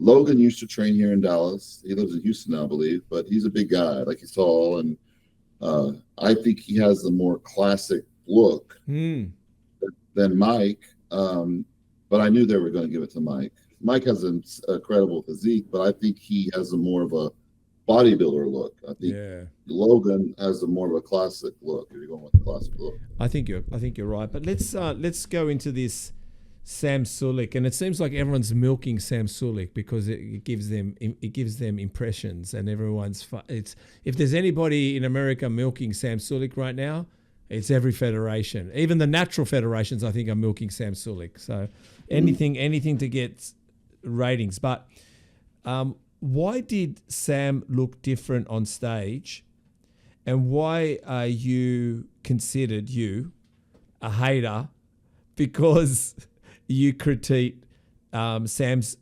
physique and you believe that, Sam's 23 years old and, he's big influencer, which is great. And he's probably doing wonders, maybe some good things for the sport, maybe not so much good things. I don't know, because the way the youth is at the moment and the way they're abusing, steroids as well, from what I'm hearing anyway. But you're saying if you're going to compare people, I mean, people like Jake Cutler, Chris Cormier, and so on around the age of, Sam Sulek, what you look like off-season and pulling out all that water will show the muscularity and really show who you are. And also, Sam, it was a bit questionable. So what do you think about that? Your kind of words. I mean, I think the problem with people, bodybuilders giving him actual hate and jealousy, they kind of look at it like, okay, like this guy started a YouTube. Let's be real. He started a YouTube. I've seen his videos. I find them a bit boring. I mean, he's just working out. And I think that's the attraction. He's just like a normal guy working out, videotapes himself. He's not like a ladies' man. He's not talking about girls. It's like kind of like cool not to be a ladies' man anymore. It's kind of cool like to be more like kind of dorky, or you know what I mean? Like things have changed. And so So of course he blew up, on social media. I think that's like right place, right time, one of those type of deals. Great for him. That's awesome. Like you can't hate on somebody for doing that. I mean, he's making a lot of money. He's most popular guy in fitness now since C-Bum. And the question was, can he compete though? That's what like everybody's talking about. And he competed. So he competed at the Vegas show, and I thought he was going to do bodybuilding, but this guy's got the biggest following. So of course the IFBB and PC, they want to make him the next star to bring all the people that's not into bodybuilding. Most of his fan base is probably not into bodybuilding at all. They're 14, 15-year-old kids, and that's bringing a lot more people to the industry. And so I think he looked good at his show. He didn't do bodybuilding because the bodybuilder that was competing at that show, he wouldn't have beat. So you ask yourself, because when I put a client in a show, let's say I have a classic physique client, I'll put him in bodybuilding too. And so I was assuming Sam was going to compete in both, right? Why wouldn't you? Win your classic, win bodybuilding. But he wouldn't have won the bodybuilding. So I think they probably told him, the Tarek and all them probably told him, hey, do classic. You're not going to win the bodybuilding class. We want you to win so you can go into the Arnold. And he improved for the Arnold. He looked better. His posing and everything looked a lot better. And he has a good physique. The Arnold, you get your pro card, the overall winner. It's not as competitive as the Nationals or the USA's, obviously. So I think it was kind of strategically planned out by by people for him to, get his pro card there. But all right, so let's look at it like this. What is it about Sam? Not just the fanboys, but this is what you wrote, but everyone, but also myself. I want to ask this question. Past competitors, recent competitors, past legends, talking about this guy. But is everyone but really afraid to say the truth? Yeah. Why I'm saying this is, let's just say that's not Sam Sulek. Because when I see a lineup, I'm telling you now, I can't understand why the guy got 16th position, because he looks like a monster. He looks like a great body. And he's at 16th.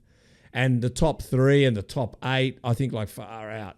I mean, let's say it wasn't Sam Sulek. Is it a winning body, and is it a pro card body?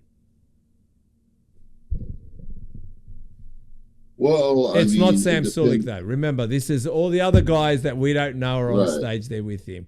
Is that body, when it rocks up and you look at it, you go, yeah, he's going to win today, that guy.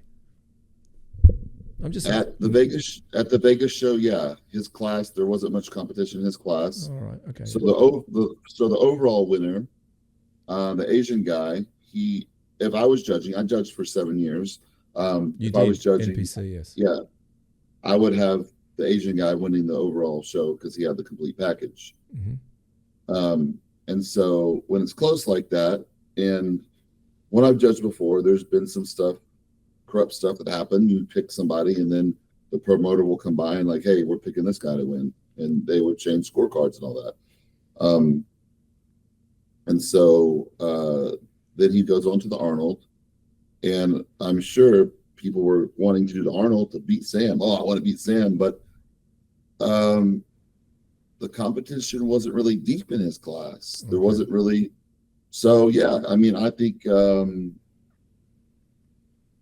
if nobody knew who Sam was, he would have still probably won or got second. Okay. But what about pro card? Well, the overall winner gets a pro card there. Is he ready to go to the pro stage? No, but he's only 23. Yeah. I'm not downing Sam. I mean, I like successful people. Don't worry about that. Yeah. But I'm just trying to say that people are, I think everyone's afraid to say what they want to say for the sake of being polite, and for the 2-point-something million followers. But what I'm trying to say is, if it wasn't Sam, would you be even talking about that physique? That's what I'm saying is, like, are we really speaking about a physique here, or are we just trying to be politically correct for the sake of an onslaught of 2.3 billion people attacking this one? Yeah, I mean, I've made videos about Sam. People started asking me about him, I think, like a year or so ago, and I didn't know who he was. I looked him up and I gave my honest opinion. And at that time, I guess he had a big following, and I got attacked. And I'm like, whoa, like, I just gave a critique on this guy. Like, this is bodybuilding. I'm a critiquing a physique. And they're like, you're just hater. You're just jealous. I'm like, jealous of what? Like, I didn't even know who he was at this time. And then so I find out, like, okay, he has a big YouTube following. But I'm like, when I was bodybuilding coming up, or everybody else, you got, Lee Priest at 15 was amazing. 16 was amazing. He was. And yeah. Take away those guys, Jay, all those great bodybuilders, but even the national or even the teenage scene when I was growing up, like, if we're being real, like, all those guys had better physiques than him at that time. 19, 20, 21-year-olds at that time had better physiques than Sam. And so if you say that, people say you're hating on Sam, but it's not. You're just giving reality and the truth. It's nothing against him at all, but his fans are so sensitive and they just attack you. You're jealous, you're hating, you're jealous. I'm like, why am I jealous? Do I want to look like Sam? No. No. It's so people get attacked all the time. And there are some people that really hate on him because they're really mad. They're like, they're competing now and they look really good and they're probably not hardly making ends meet at all. And they're like, looking at this guy and like, what has this guy done? That's what I'm saying. Like, yeah. So a lot of people are mad, and a lot of people are afraid to say things because they know it's not popular and they'll get attacked and lose popularity or whatever. Well, I guess you can't be a soccer player if you don't have the skill. It's not about you having the following. You go out on the field, you'll be shown, the reserve bench very quickly and probably taken out of the team. But here in bodybuilding, like I said, they're just not helping the sport if they're not going to really critique the. Like, I don't believe Sam. Again, hear me out. Because I actually saw Jay Cutler when he was on the Cutler cast, and I think Jay Cutler got him to take off the shirt. And it wasn't like Jay Cutler was praising him. He says, right, I think you need a bit of more work. Okay. Like, you could tell Jay Cutler was kind of trying not to inflate it too much. You know what I'm trying to say? Yeah. You need a bit more work. He was, but yeah, I just think it's concerning if, bodybuilders that are putting the work are suddenly going to start missing out because. And what is it about this pro card? Like, tell me about what's going on with pro cards when they were so rare, but now they handed out like lollies. What's going on? Well, they lost its value, And the whole thing with Sam is like, the whole thing at the beginning was like, I thought it was not good for the sport at the beginning because you got this young kid and he's covered with acne everywhere, like really bad acne on his face and all over his body.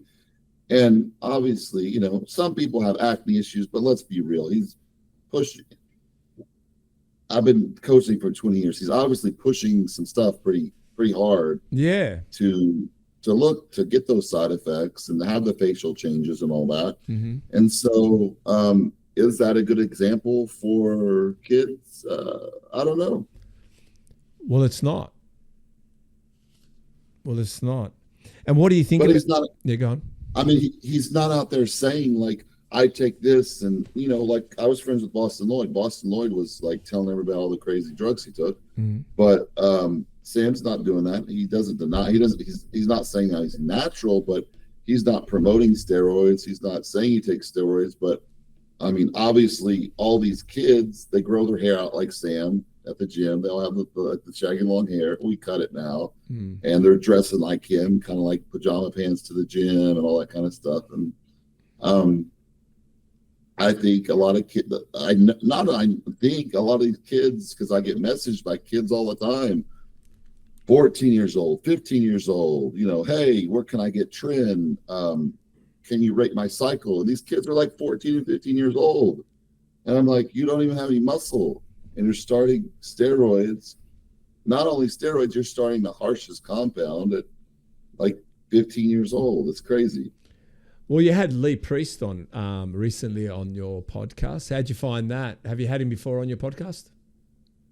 No, me and Kikac just started like 2 months ago doing it. How's it going? And how's that all going? Good. King is kind of one of those guys that speaks the truth too. And when I got started in bodybuilding, I was a fan of King because he was a Persian bodybuilder. I'm only half Persian, but I was a fan of King. He had the big shoulders, and I had the big wide shoulders too when I was competing and all that. And I was a fan of his, and eventually became friends. And like, hey, you want to do a podcast together and talk about like just whatever we want to talk about, because I watch all these other podcasts and people aren't speaking the truth. They're like playing like they don't know what's going on when they're talking about like science enhancement oil or like I watch the Dennis James podcast. I like that podcast, but then, they're like, oh, I don't know what's going on with Robbie's quads. I don't know. He's not, come on, man. He lived with you. He's doing, like they're dancing around everything. And I don't have contracts and stuff anymore. I'm my own supplement line, so I don't need to. I don't have anything I can't say, so I can say whatever I want to without repercussions like back in the day. So you had Lee on, and Lee's been always very open about his steroid use, and everyone talks about cycles and being on a cycle and off a cycle, but it just seems like it just seems like the youth today, I don't know, you'd know more, it's sounding like they're abusing it now. They're really abusing it. And actually believing that it's the golden ticket to building muscle or to building an amazing physique. Yeah, it is. I remember I got started, it's like, okay, I remember I started taking steroids, like, I think I took my first bottle of testosterone, like right before, I believe I turned 19 or 20. And then that was a big deal, just taking a bottle of testosterone. I was like, oh my gosh. And then, for the next show, I was like, okay, I got a bottle of Winstrol and some Clin. It was like baby stuff we were taking. And you tell kids these days, and they don't believe you. They call you a liar. Yeah. And we're like, there's a new standard. And when I started GH, I was taking 2 to 3 IUs a day. And now they're starting, because I get contacted by these kids for coaching and consultations, and they're on pro bodybuilding cycles at age 16 and 17 years old. You also mentioned that some people just can't grow, won't grow. Yeah, genetically. I mean, if ever, like my friends, when we were all bodybuilding and all that, it's like some of my friends were taking triple and all that and the stuff, and they were training with me, eating the same amount, and they just, didn't have the genetics to get that big, You also had on a recent post number 5 fake gear, I think it was number 5 fake gear, and back then gear was better, and you were getting it from Mexico. It was like a walk in the park, and then Game Operation Gear Grinder came along. When was that, and what is that? What is that Operation Gear Grinder? So we were getting everything from Mexico because in Texas with the border. So I remember in high school at 16, we were going to Mexico partying, and I was buying steroids at that time just to bring back to sell to the football team. Yeah, because I was making crazy. I mean, I had a hustler mind back in high school, and I wasn't taking it at that time, but Brian steered me away from that, from Metroflex, because I brought a bottle to the gym. I was like, should I start that? Brian's like, no, you're too young. And But back then, you would buy, testosterone boosters in the store, and they were steroids at the time. You just didn't know it. So I probably took a hormone when I was like 16 or 17, just not knowing it. Yeah. Because I had low testosterone when I was like, I think 18 or 19. I got my testosterone levels checked, which that was rare back then. No one checked their blood levels, and I had low levels back then. And so back then, a lot of people were taking like pro hormones and basically which do the same thing as steroids, and they just didn't know it. But so Operation Gear Grinder, they had all your companies in Mexico producing steroids. So you could go across the border and get all real stuff for, not at the border, like, a little far in, maybe 30 minutes, 45 minutes. You could get everything from like $10 to $30 a bottle, like good quality pharmaceutical grade gear. And so it was being sold for animals, of course, like there's names like Breville, Animal Power, Quality Vet. Those were all popular names at that time. And basically, the United States and teamed up, and they're like, hey, all these companies are making all these steroids, and they're not for animals. They're all getting here. They're for humans. So they put this like force together to kind of take down these pharmacies in Mexico and make it, not illegal, but yeah, basically kind of illegal. The laws changed to take these people that are making all these steroids down. And what they did was they kept making them still, but they was just underground at that time. So that's when all the stuff in Mexico started kind of getting bad or watered down. And then everybody started ordering from China and Europe and the Middle East and all that. So is it true steroids in Europe is different to steroids in America by the oil? Well, yeah, I was just in Turkey, 2 months ago, and you can walk into a pharmacy and buy steroids and growth hormone legally. I think United States is one of the only countries, one of the only few countries, like the Middle East, Europe, a lot of places, China, you can go in and buy steroids. Obviously, Lee Priest against Keon Pearson.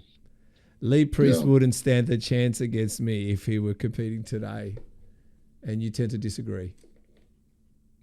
Yeah, Keon used to train at the gym here down the street from me about 15 minutes, and I'd see him in person and all that, and he's a great bodybuilder, but you can't compare that. You got Lee, which probably took 1/10 of what Keon's taking.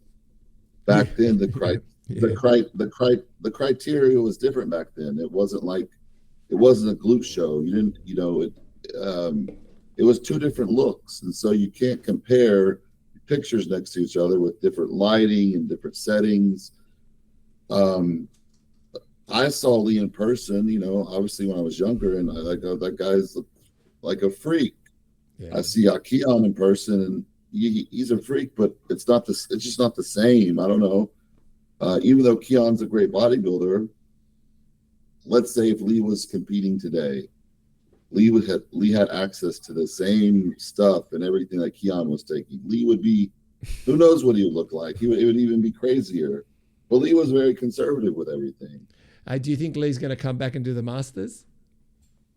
No, we talk, he has nerve damage like I do in the neck. And, we talk about like our chronic pain all the time. Like it sucks because we want to do stuff, but our bodies just can't do it, I know, but he's done some crazy stuff. He's done drag racing cars. He's flown jets.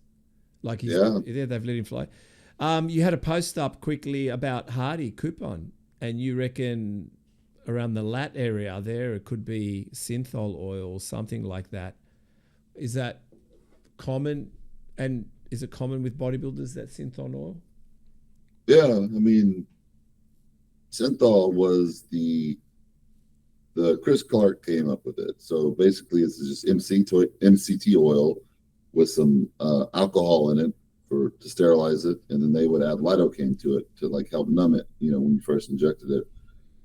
So that was huge in the 90s. And then now there's different site enhancement oils, and I use one on some of my clients. Like, I'm not against it, but some of these guys. Is it dangerous though? Is it dangerous at all?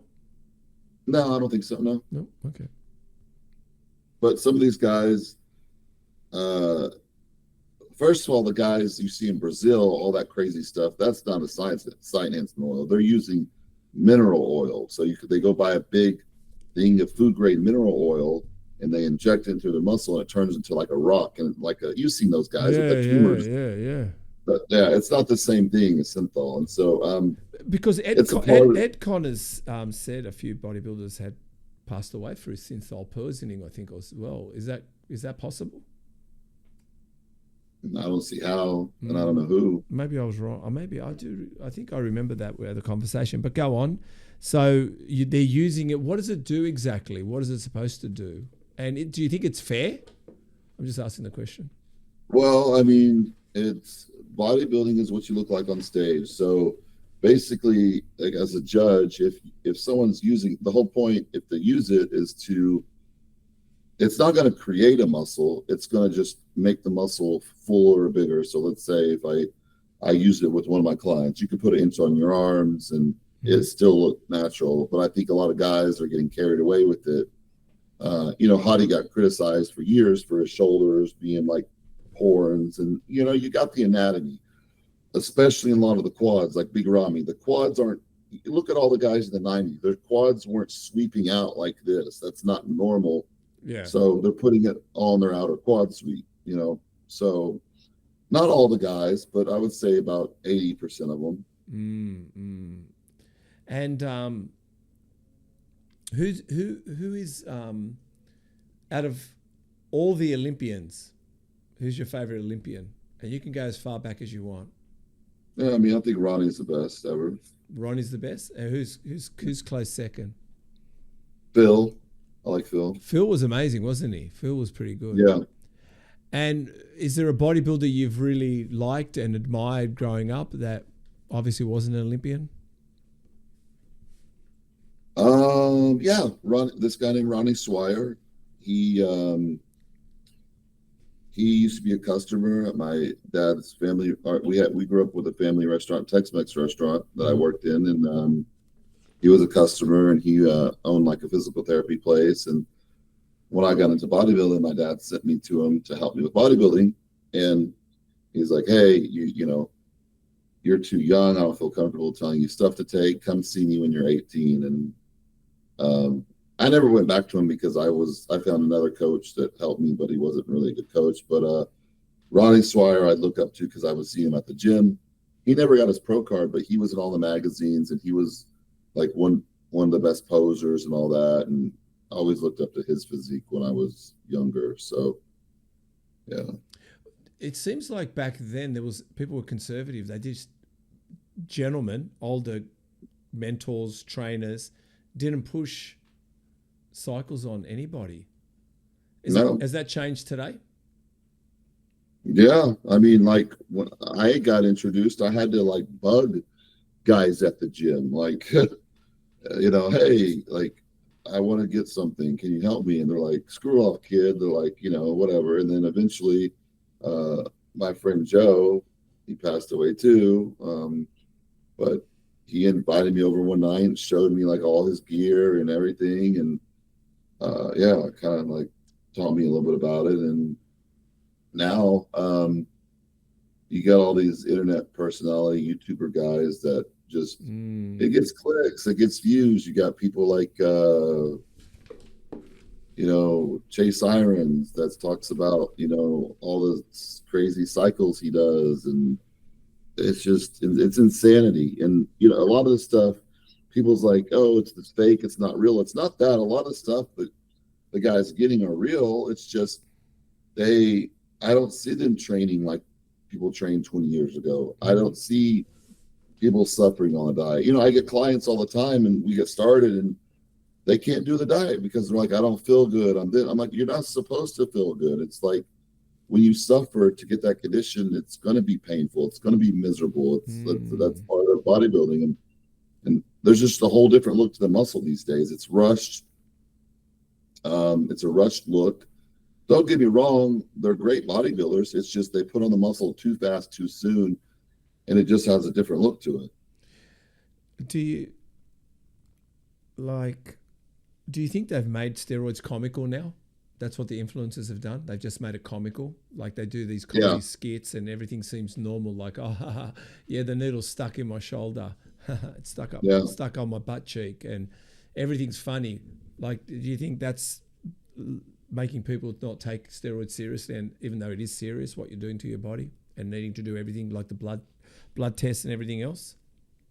Yeah, like I consult with kids, and they buy consults with me. I talk to them. They're like, "Hey, what do you think about my cycle?" And they send me pictures. I'm like, "Look, it doesn't even look like you work out, and you're taking this stuff." And I'm like, "Oh my God, I hate to hear that."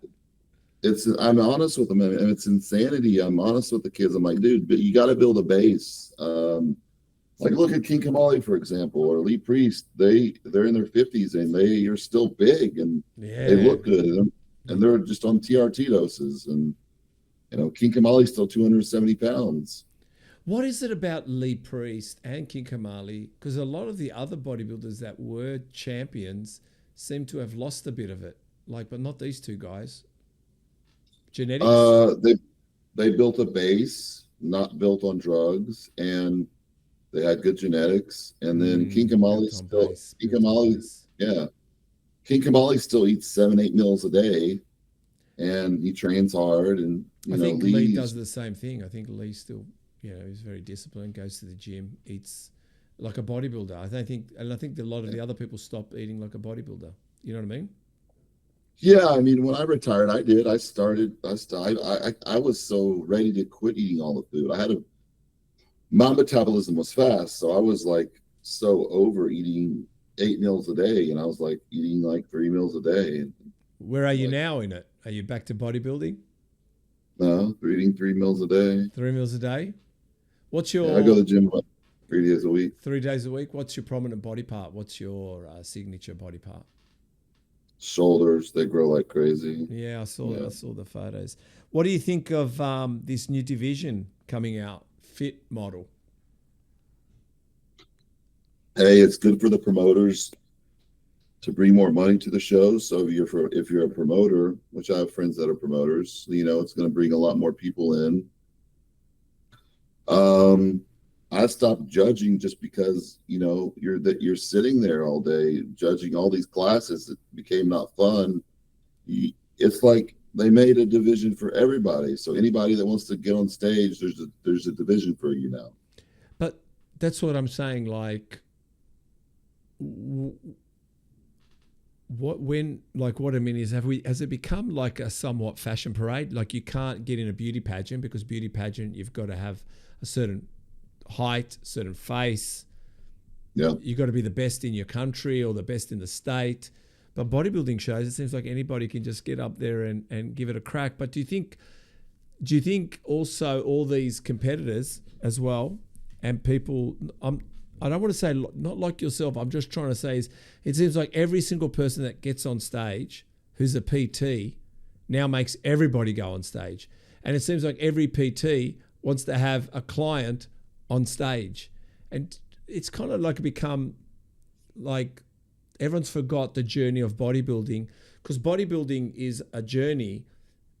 Stage is just a destination, but if you're making the stage the journey, once that's over, you won't ever go back to the gym, and you won't train, and you won't eat right, you won't look after yourself. They don't enjoy it. I know when I got started, I loved the gym. That was like my getaway. That was like my place of like peace. Yeah. And now it's like people go to the gym so they can post on Instagram and post. They want to do a show because it's cool. I get a client and I'm like, what do you want to compete for? They're like, oh, this and this and this. We get started and they drop out after a few weeks. They can't do it. And then the ones getting on the stage, half of them don't even. I think it's disrespectful when you show up on stage out of shape when you got all the, real competitors working their butt off. That's just like, They're like, oh, well, there's a place for everybody. That's like a participation trophy type deal, you know? But that's what I'm saying. Like, all of a sudden, I mean, I like men's physique. Don't get me wrong. I'm not going to say that I don't like men's physique or I don't like classic and open. I mean, but it seems like there's 50 competitors in men's physique. You're going to be there for half the day looking at a show that you're just happy to see on the side, and then forget it. You might as well take a packed lunch and sit there and watch bikini, because you're going to be there for about 3 hours. Like, and I can't tell the difference. I'm like, I don't know who's a winner here. I mean, I'm enjoying the physiques. I'm enjoying everyone in their bikinis, but it's just, I mean, I think when I say I'm a businessman, I know what they're doing here. Giving pro cards gives a registration fee. You have to pay for you've already increased by 1,000% takings. More divisions, more competitors, 1,000%. And also it helps personal trainers to push people to get on stage, which creates money. It's just become a big money grab, possibly. Yeah, it's a money grab. Everybody's making more money, and hey, it's a business. It's business is business, and it's yeah. But I think it was, you know, like when I was judging and the men's physique came out or the bikini came out, it's not like bodybuilding where it's like people could stand out like, oh, this person, you do this person for their quads or their shoulders, or it's like they all look the same. So when when I used to judge physique or men's physique or bikini, like they all look the same. So you could pick out like, you know, the top 5 that would look really good. And then kind of after that, they all look the same. So you would literally have to judge so fast. You're just scribbling in numbers where, you know, maybe 10th place could be 5th place or vice versa. There's too many competitors. You can't even get a good look at them. Yeah. So it's just like the bikini comes out like at local shows. It's like, you know, a herd of cows, like, you know, not like cows, you know, just a herd coming out there and they're just lighting them up. And they're just, you know, it's, so many things have changed, and then you got all the coaches that are becoming coaches for all the wrong reasons, to sleep with the girls, and it's just, you know, it's changed a lot, and it's hard for someone like myself and a lot of other people to still, you know, look at it. You can't look at it the same way. It's evolved in a different direction, and it's lost that magical, special like feeling that it had back, you know, 10, 15, 20 years ago. Well, back then you'd have posters. I don't know if everybody has their bikini girl posters up on the walls and how many it can be. But do you think as well, I mean, I had a good, oh yeah, that's what I was going to say. Do you think with the amount of competitors, you spoke about sponsors, you spoke about getting sponsored, getting this, getting that, and ending up on a magazine. Do you think companies now, with all these competitors and all this money to be made, that now they don't even pay anyone, they just tell them, look, an affiliation, I'll give you a discount code. How many discount codes are out there? It's a discount code. Yeah, I mean, it is what it is, you know. Why pay, you know, the bodybuilders, they were giving certain bodybuilders 50,000 a year, 100,000 a year, 200,000 a year before. Why do that? They got them in. It really changed when the men's physique came in, because they're like, okay, why pay this couple bodybuilders to work the booth and they're on this big salary and all this stuff? We can have all these men's physique guys. They'll work the booth for free. They'll do it with their shirts off because they want to be seen, just for a free jug of protein. And so they started doing everything for free. And that ruined the money for the bodybuilders. And then it got to the point where a lot of people were like, I could never be that big. I don't want to eat that much. I don't want to train that hard. I don't want to take all this stuff. I'll just, you know, be a physique guy. But the physique guys do all the same stuff now. They take as much stuff. They train hard. They're big. They're big now, the men's physique guys. Yeah, no, it's a lot of changes happening. I mean, the change was a bit from people coming out of Brazil, but now I think out of India and places like that, it's going to get bigger. Trust me, you're going to have a whole day just for men's physique, just the whole day, just a whole day. I don't know what they're going to do, especially with the new division. How, I mean, because already the shows start, prejudging starts, and there's not even a break before prejudging the night show. It just goes straight into the night show because there's so many competitors. And now with this new division, oh my gosh, like you're going to have people that just started working out and going up there, and it's just going to, oh man, it's going to be a mess. And, you know, when it came out, you know, Tyler Mannion, he got a lot of heat for it. You know, they're like, you guys are just, it's a money grab. And he's trying to explain, like, no, this is a place where everybody can, it's a stepping stone. You can start here and there. And I mean, you know, with the hardcore bodybuilders and all that, like, it's hard for us to kind of swallow that, you know. But like I said, if you're a promoter, you're going to make more money. The league makes more money. Everybody's making more money. There's more clients for coaches and everything. So, I don't know. I don't know either. You mentioned in a training in one of your videos, and we're nearly towards the end now. Train your weak body part twice a week, like one's back, because back is taxing, and if you've trained back hard, you don't want to be training legs the next day. But I realized you actually split your back up. Is that right? Well, my back was my weakest body part just because I neglected it a lot. And so when I was training, especially for my show, I Look the Best, I had to train it twice a week. But you have to make sure you're recovering enough, and back can handle twice a week.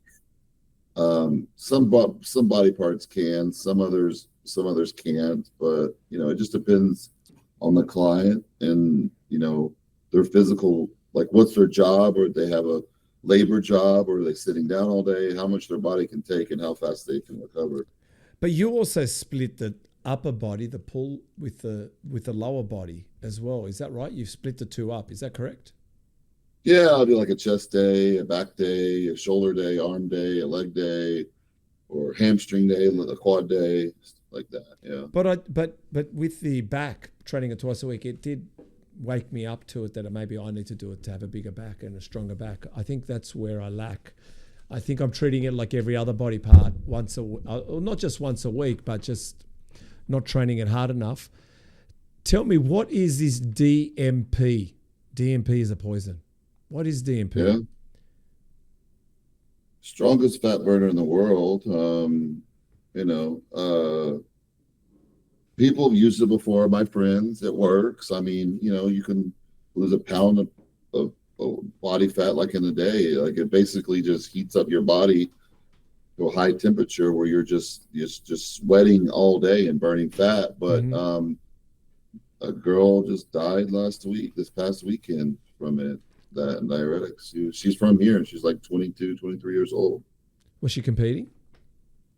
No, she wasn't even competing. She went to the Arnold to watch it, and she had clients in there, and she was taking DNP and diuretics to, I guess she thought she was going to look better and leaner for the show just to be there, and she died. And she's, you know, and she was hospitalized, I believe, 2 weeks before that. And then her coach, I didn't know who her coach was, but he had a podcast where he's talking about DMP and saying how much he loved the drug. And then after she passed, he deleted that podcast. And so people send all this stuff to me. So they send me all this information. So I'm like getting all these text messages like, check out this. And it's a clip of him talking about like, I love DMP so much and this and that. And then another people, and then they sent me his podcast where it's like 100, 101, 102, 103, and then it's missing like 105, and then goes to 100. You know, he deleted that podcast after she died, and basically he was prepping her mom too. So he got permission by the mom to make a statement, basically saying that, you know, she was using these on her own behind his back and taking more. And listen, that's the thing with people, they do that stuff. And that's why a drug like that, you can't tell somebody to take, because they think more is better. And mentally, bodybuilders, I think we're all a little crazy for bodybuilding. You have to be a little crazy. So, you know, but they started taking this stuff and she died of dehydration. Why are we crazy? Why can someone have that much ego or vanity or push towards a physique that could kill them? Like putting in poisons into their body. Like why no other sport? I mean, bodybuilding, why is it because we keep raising the bar? Like people, but also do you think social media is completely faking? Like you can alter everything. I mean, I heard Ryan Terry by that guy Goog. Goog said that Ryan Terry altered some of his photos to show off bigger shoulders or something. I don't know what it was. But why? I'm just wondering, you're Mr. Olympia or anybody, even Hardy and every single person doing the alterations. I mean, I don't understand.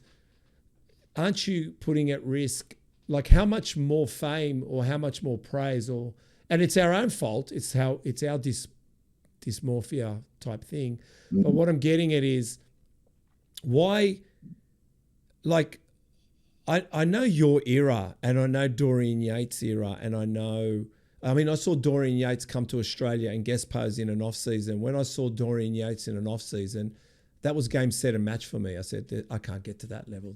We're done. We're not even going to enter the stage. This guy has showed what the future looks like. We can't go there. But it was real. Like it was real. He was also, just quickly, he was off-season. So he wasn't chiseled. He wasn't tight. He had a belly on him. But everyone goes, no, you've got to stay on season, off season, just in case they call you up, just in case. These guys, even Lee Priest couldn't close his legs. But they make it, this social media, it's like you've got to be on for the camera, on, and then they've got the editing tools and the shading. Even I look at some of the editing tools. The only thing I do is change the darkness. Like my t-shirt might seem a little darker in a different shade, but I would never fucking take a wrinkle away or fucking make myself look clean skinned, because you know what I think about? When they meet me in person, they're going to say, fuck, you're uglier than you are online. I prefer them to say, you look ugly online. So when they meet me in person, they go, oh, you're a bit of a handsome fellow.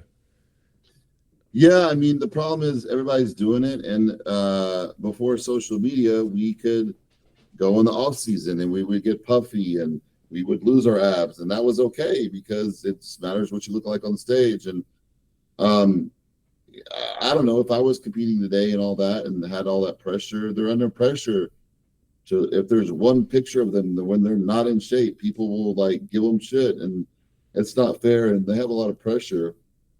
Even myself, I did this stupid 3-week prep, and I shot with this photographer. He's local, like 6 weeks prior, and I looked good at that time. And he did some pictures of me, my wife too, some pictures of me, and then he did a few pictures that were, when he sent them to me, they were obviously like morphed and shopped a lot, and it was obvious. And so I posted them like they were cool pictures, and it was obvious they were shopped. It wasn't like it wasn't even just like a little bit, it was a lot. If I looked like that, I'd been Mr. Olympian. So, I didn't expect anybody to believe like that's what I mean. The guy does pictures with people with horns, with capes on, with all this animated stuff. So people know this photographer for that. Like he buffs up the pictures a lot. And so I did this stupid 3-week prep, which is a horrible idea to get diet in 3 weeks. I burned off all this muscle. I looked terrible. I still won both the classes, but and then that goofball, Mark Lobiner, did a video of like, look, he photoshops all his pictures to still get clients and false advertising. I was like, I literally have never got one of my pictures and touched them up myself. All the magazine pictures, that they didn't touch them up. They would literally, that was for the photography. If you're on the beach in the water and splashing and all that, like I have a picture in the water, like that they put that behind you. I'm like, no, we're actually shooting at the beach all day waiting for the wave to hit you from behind and take the picture. Like it was all real. And so on the stage, I look bad. I shouldn't have done the show. You're not supposed to prep for a show in 3 weeks, but I had this great idea. Like I was prepping my friend for the pro show. I read that. Go ahead. Yeah. And I was like, hey, I'll just do it and it'll be fun. We'll do it together. But I just got back from Mexico with Dave. We did stem cell.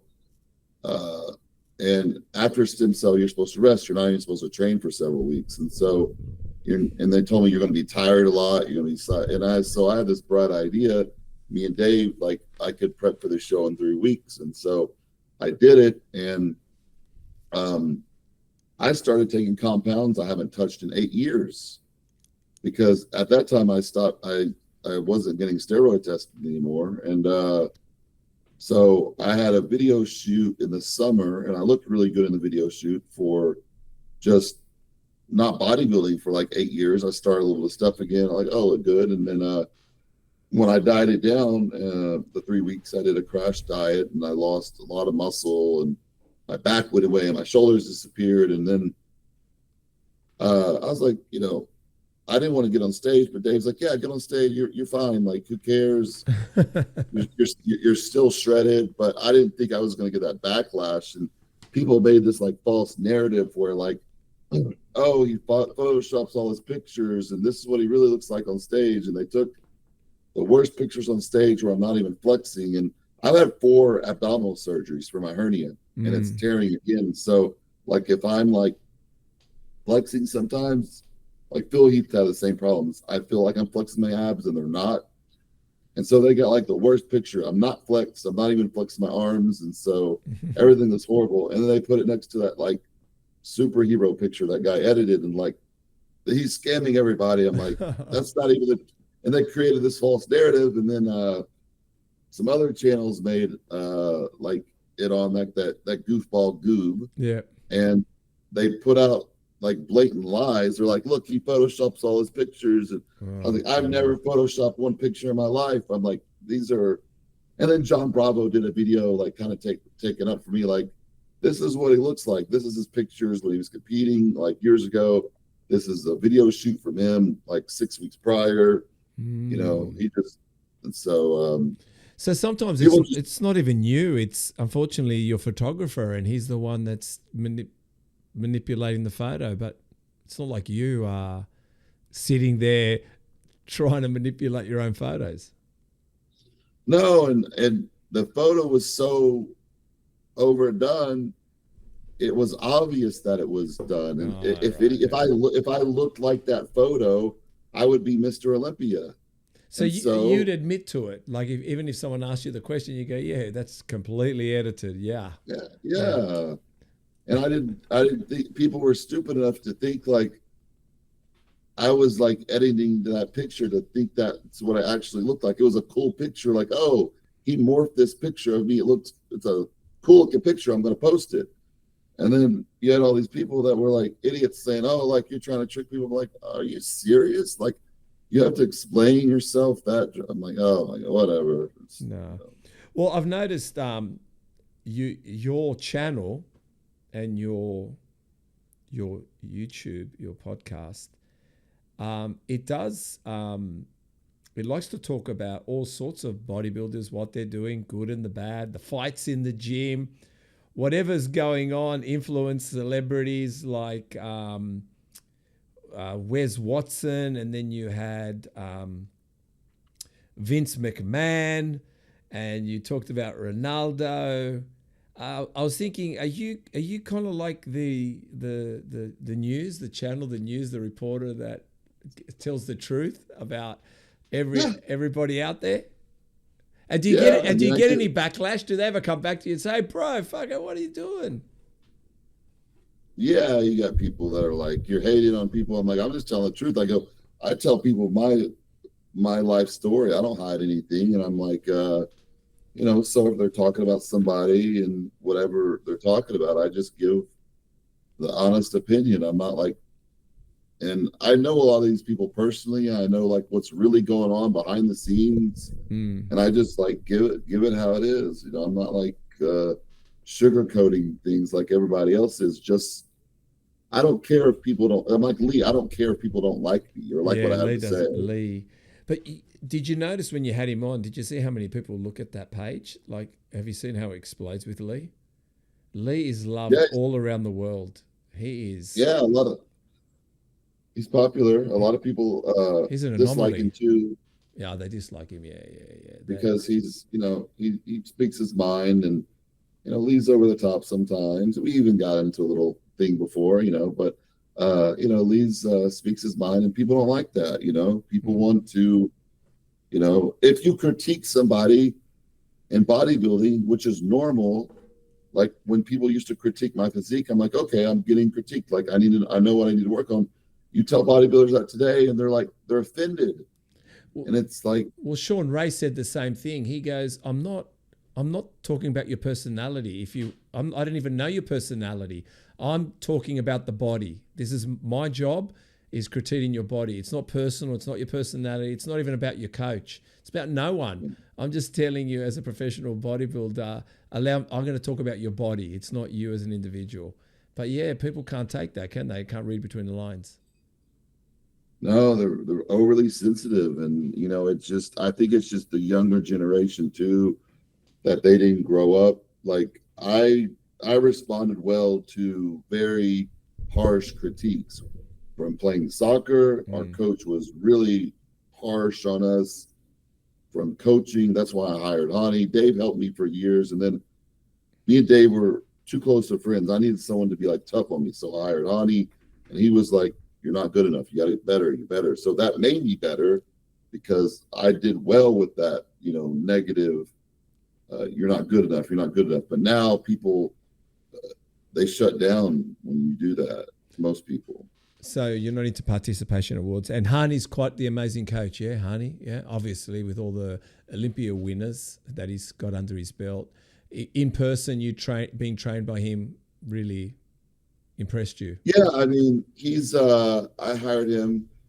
He did cherry pick, clients. Like he wouldn't work with somebody if he didn't think he could make them a top pro. Okay. So, I mean, I love working with people that look terrible and making them win a show. That's satisfying to me. Okay. But he would only cherry pick clients. He would only take someone on if he thought he could make them a top bodybuilder. He never got someone that was like a Phil Heath. Anybody could have prepped Phil Heath to be a top champion. But Hani is good at that high level of making a great bodybuilder even better. So I do give him props for that. But people's got to remember he cherry picked. A lot of coaches would do that. They would go after the best people with the best genetics, and so it would be hard to make them great. They just needed a little guidance, and they were there. So, he's retired now. So, Derek last year, he didn't do good with Derek. And that's Derek what I mean. Like, do you think, has Hardy retired? Hardy's retired? No, Hani's retired, has he? Oh, yeah, is that why he didn't do Derek this year? I thought Derek changed coaches to try something new, but look at Derek coming out this year. Because, last year he didn't do well with him, did he? No, Derek says in an interview, Derek said, we did some things that I didn't know why we were doing them. They didn't make sense, but I trusted the process. And before the Olympia, he didn't want to go out on stage. He was looking in the mirror and he knew his legs were downsized. And he knew he wasn't the same Derek as the year before. And people make mistakes. Coaches make mistakes. It's not going to be. But Hani was just known for being very consistent with, hitting people's peaks. And so he messed up on Derek. And then I think Derek's contract was up too, maybe. So Derek went a different route. I'm not sure if I think Hani retired before Derek switched coaches. So Hani, after that show, told Hottie, all them, Seba, I'm like, hey, I'm not going to coach anymore. I need to spend time with my son and all that. And so I think Derek went and hired Chris Aceto after Hani retired. So I don't think it was if Hani was still coaching, I think he would have probably stayed with Hani. I think, Okay. you know. I didn't know that. So, but yeah, I mean, people miss, and even the best coaches. A few more questions, then we're done. You want huge arms? Cut back on your training. Just do a hard workout, superset, but cut back on volume and train them once a week. Is that true? For some people, like myself, my arms, I was overtraining them when I cut back and they grew. And I get a lot of clients that my arms aren't growing. I'm like, what are your workouts? And I'm like, you're doing arms way too much. And like, oh, I'm doing that to grow more. I'm like, no, cut it back half of that, and then the arms grow. So like small body parts like your arms and stuff like that, they get overtrained easily, especially with back. You're pulling legs, back, they can handle a lot more, damage. They can. So you got a supplement company, is that right? You got your own supplements, is that right? Do you want to tell us about that? I started my own line of Adibi Army Nutrition about 8 years ago. When I started all this stuff, it was when I met my wife, but that's when all that custody and legal stuff was going on. So I never really got to really promote it that much. And so I got on TikTok I think 3 years ago. Mm-hmm. Started promoting more, and it started doing pretty well. And then I just did that name Adibi Armon Nutrition because I was just going to make a couple supplements just for fun. I wasn't planning to make a line.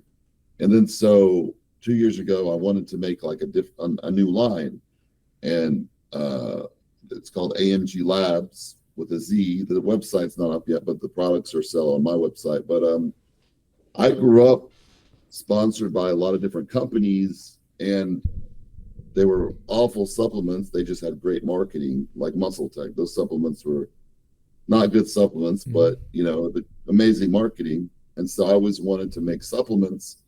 I just never could find a good manufacturer. Once I found a good manufacturer 8 years ago, I started making my own supplements, and it's a hard field. I mean, you don't make much money, and you have to literally, it's a tough gig, do it all in. And so with the new line, we've got 5 products. We've got 2 more coming out, and the website should be done within the next month. And then I'm going to have to be putting a lot into that. I put a lot into it, me and my wife, the past 2 years, creating the brand, creating the design, everything. I mean, she does all that side, and I do the social media side. But it's just a passion of mine, and I still coach too. And so it's not like, and I spend a lot of money on manufacturing the supplements, so my margins aren't going to be as much as like these other big companies, but I can say I have the best pump product, or I have the best GDA, and I would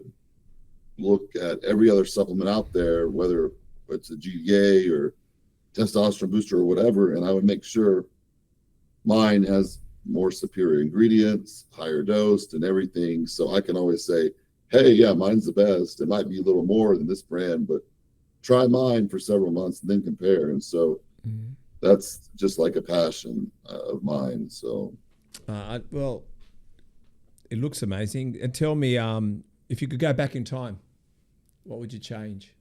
Either personally or bodybuilding, besides maybe sleeping with too many girls? Yeah, I would change that. I think I love soccer. I don't know how far I would have gone. I think I don't think I'd be playing like the Premier League or anything like that, but I could have played probably for realistically 3rd division club team in Europe and be making crazy money. And when I quit soccer, I missed that competitiveness of playing game every weekend. In bodybuilding, you work all year to get on a stage for 5 minutes and be judged by whoever the judges are. So I don't know. I mean, everything happens for a reason. I think at the time I was just burnt out of soccer, went to bodybuilding, got too big, and I still was playing soccer, but I was just too big for soccer. It slowed me down. So maybe. Would you have played for America, you reckon, at the Olympics? Would you have reached that level, you reckon? Yeah, I mean. What position did you play? Did I ask you what position you played? Yeah. So I played all positions. So I played a right midfielder for years, and Yeah. then once I got a little bigger, I played either right defender, right fullback, or right forward. So I think if I could go back in time, I would have played several more years in soccer, see it where it would have led me, and then if I didn't make it in that, then I would have switched to maybe bodybuilding. So I would have held out longer on that. Yeah, And I really missed that. Yeah, I think soccer also gives you that training, camaraderie, people with like-minded people, friendships. Yeah. You know, there's a lot going on, and also they give you all those massage people and doctors and bloody hell, you're pampered, man. Catering. Yeah. You know, fuck. What does bodybuilding give you except for fucking some jelly babies on the side of the stage there, maybe to pop? You know what I mean? Yeah, I mean it's like I said, when I went into it, I had no clue about A tracksuit. You get a tracksuit. You get a bag. A soccer ball. Yeah. I didn't know all the weird stuff that went into bodybuilding. I didn't know all the hardcore drugs. I didn't know all the rec drugs they used. I didn't know any of that stuff when I got into it, but I fell in love with it. And then, you know, when I fell out of love with it, like the competing part, it was just time to move on. And you know, now the next chapter was, you know, just my family, my kids, and all that. So I think you've got the best chapter. Well, let's go over the body. Let's finish up. Let's get your. We're going to go over the body. I'm going to give you a body part. Just give us an exercise, sets and reps. Like, so if I say traps, give us an exercise, sets and reps. shrugs, dumbbell shrugs, 5 sets of 10. 5 sets of 10. Okay, so heavy kind of. Delts, front delts.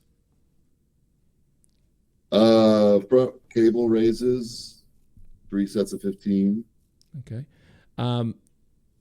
Back delts, rear delts. Reverse pec deck, 7 sets of 12. 7 sets of 12. Okay. Side delts. Side laterals. I like the machine. Side laterals, a couple of gyms have a machine. I would do like 6 or 7 sets of 10 and 12. Wow. Okay, I might give this a go. Try it for 12 weeks. Back. One exercise for back, like favorite exercise. Yeah. I would say cable rows, 5 sets of 10 and 12. Okay. Chest.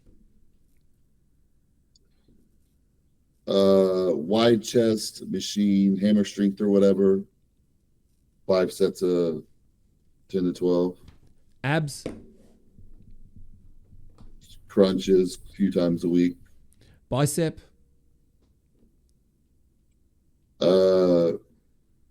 Cable curls, 4 sets of 10 to 12.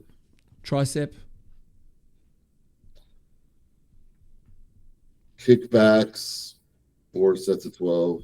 Kickbacks. That's a 90s, 80s, 90s move. Kickbacks you're talking about like that, yeah? Not many people do that, man. That's a fucking good move. You can pull the muscle. If you do it incorrectly, man, easily pull the muscle in that move. What about I stopped doing it for years, and I'm like, why are my triceps smaller? I'm like, oh yeah, I stopped doing kickbacks. And fucking kickbacks. A few weeks I did kickbacks, and I'm like, oh, they're meatier again. So yeah. Yeah, I like the kickbacks. What about forearms? Do we train forearms? Yeah. Reverse curls. Okay. 5 sets of 15. Quads. Leg press. 5 sets of 10 to 30. 10 to 30? I go kind of high volume on legs. You are a lot of, yeah, but you're high volume on a few things. Hammies? Standing leg curls, 4 sets of 10 to 12. Oh, that's a good one. Calves? Oh, actually, glutes. Glute.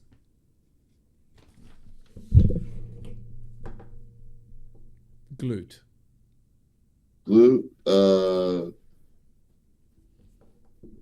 glutenator. There's a machine called a glutenator. It's in certain gyms. 3 sets of 12.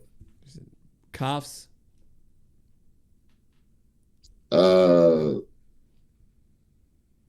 Machine calf raises, like on the leg press, 5 sets of 15. Hey, have they got donkey press around there anywhere? They got the donkey press. Yeah. One of the gyms, the donkey press. How good is it? How good is the donkey press, man? Those are great. You could read a book while doing that. You could just sit there, lean over, and read a fucking whole novel while doing donkey press. It's quite soothing. Donkey press. What about tibialis? The machine, the only machine I guess they have for tibialis. It's okay. I'm trying to be technical. I'm trying to sound smart all the time with the tibialis. All right, tell us where we can find you, man. Where promote yourself. Promote everything you've got. Tell us everything you've got. My website, armonadibi.com. My name's difficult to spell, but it's easy to find. I'm the only one out there. It's a bit like Johnny Walker. My Instagram, Armon Adibi 83. There's a lot of fake profiles out there, so mine, Armon Adibi 83. TikTok, Armon Adibi. And then I just started YouTube like 2 months ago. I've been meaning to do it for years, but I finally found, King Kamali, someone that's reliable and that will talk the truth. Yeah, you need that. And that's just Armon Adibi on YouTube. Well, mate, I just want to say thank you so much. I mean, it's getting late there. I can tell already you're getting tired, and you've shown a lot of patience, and I really appreciate you coming on the podcast. So thank you so much. Yeah, thanks for having me.